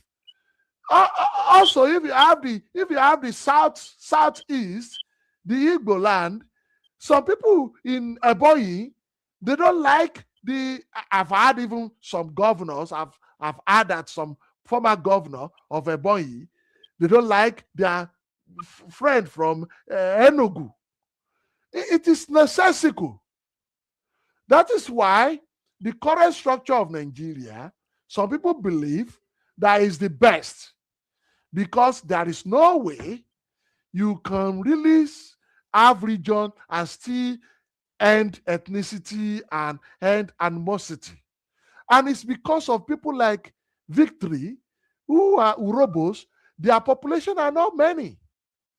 They don't have the township they have is not many. They just have to be part of a region. And there are many of them like that in the North Central. Very small village, speaking different language from all other languages. Very small population of people, you know. So the minority interest is what is causing problem for us in Nigeria right now. That is why we have a unitary system. That is why Igbos cannot go on their own, Yorubas cannot go on their own, Hausa cannot go on their own, because we want everybody to be together. We want the minority like Victory to be part of us. We want people, Idoma. We want Tiv. These are people that are ethnic nationalities of their own, but they are very small. They can't form a region of their own. In fact, they can't form a state. That's why you have Idoma and Tiv together. Yeah, but doctor, sorry, doctor, I disagree with you. I disagree with you with that. Who told you we can't form a state of our own? Who told you that? You know, don't you see small countries in Europe, Finland and all that? Who told you we can't form a state of our own? You're making an assumption. That's the sweeping assumption. Who told you we can't form a state of our own? We can't. You be careful with the language you use. You say stupid assumption. No, I said sweeping, not stupid. I said sweeping. Well, if you form a state of your own, if you want to form a state of your own, you can do so, as long as you have, because you think you have the oil that can take care of you. You can do so. There's no problem. But you will realize that there are some other issues. Issue of a state, it goes beyond your natural resources you take from the ground. So what about Singapore? It's not that's the thing that that's another thing that gets me frustrated. We keep thinking that it's because we still will have crude oil, gas, and all that. No. The greatest gift anybody has in this world is the ability for you to use your brain to do things for yourself. It's not the natural resources that you have. What can you do with your head, your brain, your thinking faculty? This is what gets me frustrated again. Now you said that, because we think we'll have oil. If you have a robo state or robo region, that's okay. If that is what we want to have. I'm not stopping. I don't want to stop us from doing that. But you will realize that it will become precarious. It will become so precarious if you have Idoma state, you have Tiv state, you have Robo state, you have Ishekiri state, you have, it becomes so precarious. No, I disagree with that. The Europeans, that's what they've done. The Europeans, all of them are in their small spaces. That's what they've done. I disagree with that. We just keep making excuse for our failure. I disagree with that, doctor.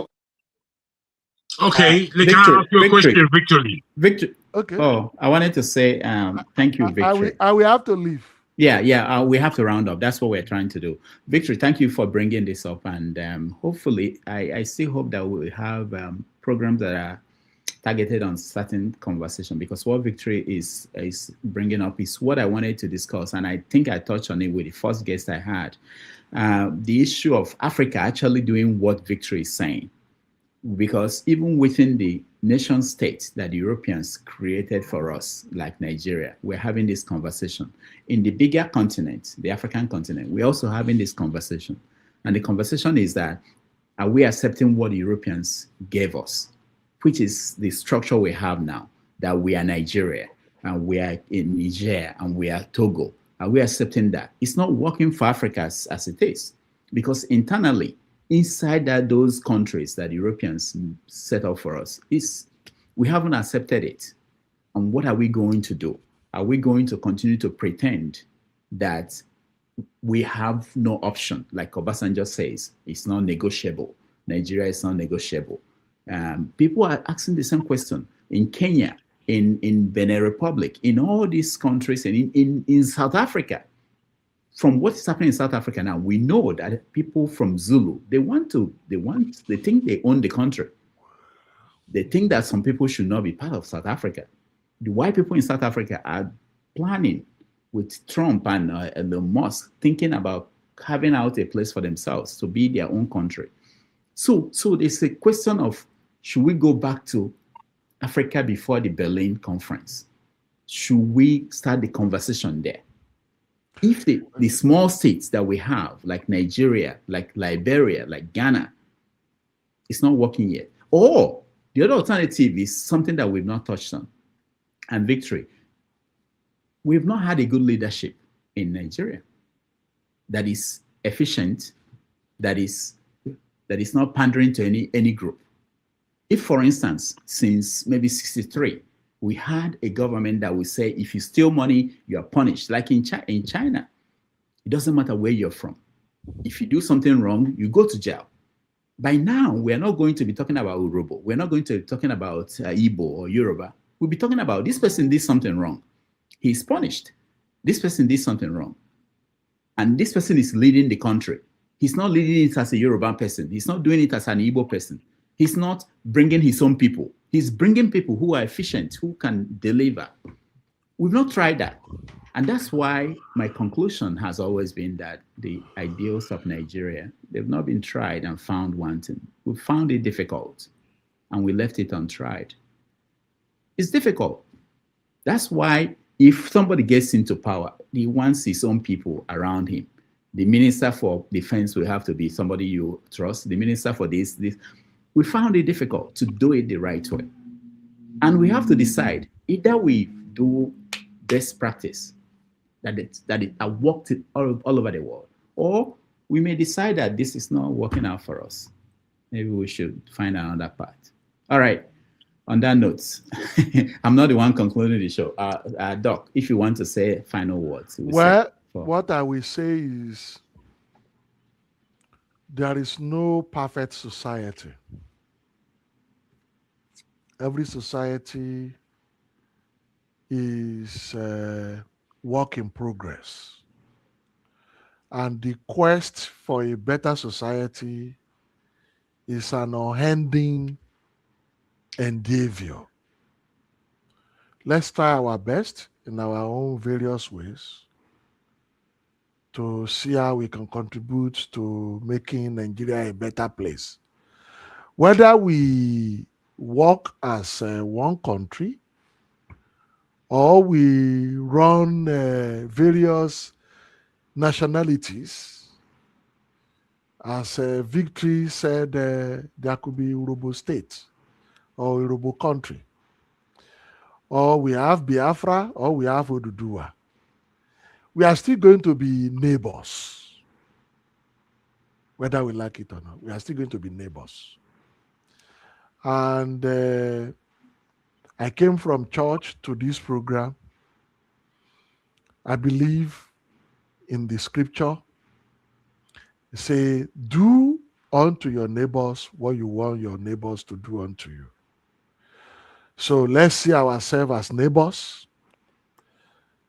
If we do politics by itself is a game of selfishness. You know, whether we like it or not. But let's be careful to do unto others what we want others to do unto us. That's where we end it. And I will also invite you to look forward to my book, titled The Unfinished Nigerian Projects. Some of what we are discussing here, I discuss them in detail, and I look at them from the angle of a scientist, which is quite unique, because most people look at nation building from political science and humanity. I look at it from system, from engineering, and I hope you will enjoy it. It's going to be coming out very soon next week. And my article also every week in Monday Tribune, back page Tribune newspaper on Monday. Please join me in conversation. And then that is where we end it. Thank you, everyone. And thank you, Rudolph, for having me. Thank you so much, Dr. Salako. When your book comes out, when we get copies, people can buy it. We'll bring you back here and continue the conversation. One thing I have to tell everybody, it's not going to end. This thing we are battling with, these issues with Nigeria and Africa, they are the same issues that our fathers and grandfathers battled with, you know. So it's a continuous conversation. We hope that we come to agree on certain things and move forward with taking actions on some of those things. Again, thank you everybody that joined us, those watching at home. Thank you so much. I understand that nobody has scored between Argentina and that's interesting. Yeah. So I want to thank Rioke for your support and Oriako Tope for your support. Until next week we are going to bring you another guest that will be interesting, and we will continue the conversation. Next stream will be on immediately, and KJ will host, where we do a recap and reaction to what we discussed today with Dr. Salako. Again, thank you so much for joining us, Doctor. I will see you all next Saturday. Thank you. Thank you. Take care. Bye.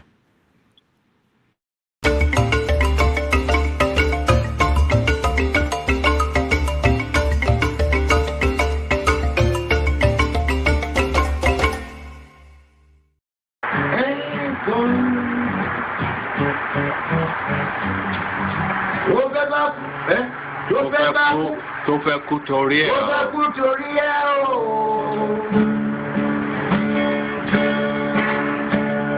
Ọwọ́ ẹni ló ti ṣàánú kọ́. Ayé la bá, ayé la fi sílẹ̀ sí. Lọ́nà èyí yóò. Thank you so much for watching. Thank you. Have you subscribed? Yes, you. Have you subscribed? You. Yeah, before you go, click. It's free. Click. Just that's it. Have you subscribed? You are laughing. Have you subscribed? Have you subscribed? Thank you. Thank you. Thank you. Hey, madam. Thank you so much. I can see you. I can see you. We have to get to 100,000 subscribers. By the end of the year, how are we going to do that if you don't subscribe? Yes, you. Yes, you're about to click off. Why? Have you subscribed? It's free. If you don't, ask your son, ask your daughter how to. Just one click. Thank you. Thank you. I see you. Aha. Thank you very much. Thank you very much. I'll see you tomorrow. That no go better for you now. Last election, you know how much I spent on you now, Obi? Obi one day, now everywhere we they sing. Even my hotel for Ibadan, I dash you now for Obi. I did everything. Now you now sell, you now vote. Now you now even come where we did. How many times where you did when are they protest here? So I come meet Sheyi and I won't die. Make you not die. You're a good boy. Oh. I met the guy, he removed his cap, he net as Uncle Isaac. He appreciated me as Obi come to greet me since I done the campaign. We thought my Obi one day. As Obi come to say thank you. Lord, you not send me work. You not go complain tire. If I like, say, if I go start to the campaign for Tinubu, because you guys are not even worth it. You are there quiet. They wait for my own video to liberate you when you can liberate yourself. I be Yoruba man. I love Tinubu with all my heart. And I love Tinubu. He's a good guy. As Obi son come visit me, because I say they support Obi, I can withdraw my support. Nobody feed me. Everybody, all man for himself, God for us all. I cut you. I want every day, president. That's actually my president job. will come your house. Our incoming president. So shall it be in Jesus' name. Amen. And for you others, where they abuse me, you don't see now. I'm the 100% obedient. So you better be obedient. Let me tell you about abuse. Half of people when they abuse you don't follow up. Well, that was what a very tough man told me. What they do, when they hire people, they carry them, call them most of names. We are together, my people will tell and we are winning. My people will tell you one thing I take. Mama, please know, now tell you one thing I take is criticism. I can never be annoyed with anybody for saying I did something wrong. So anytime you have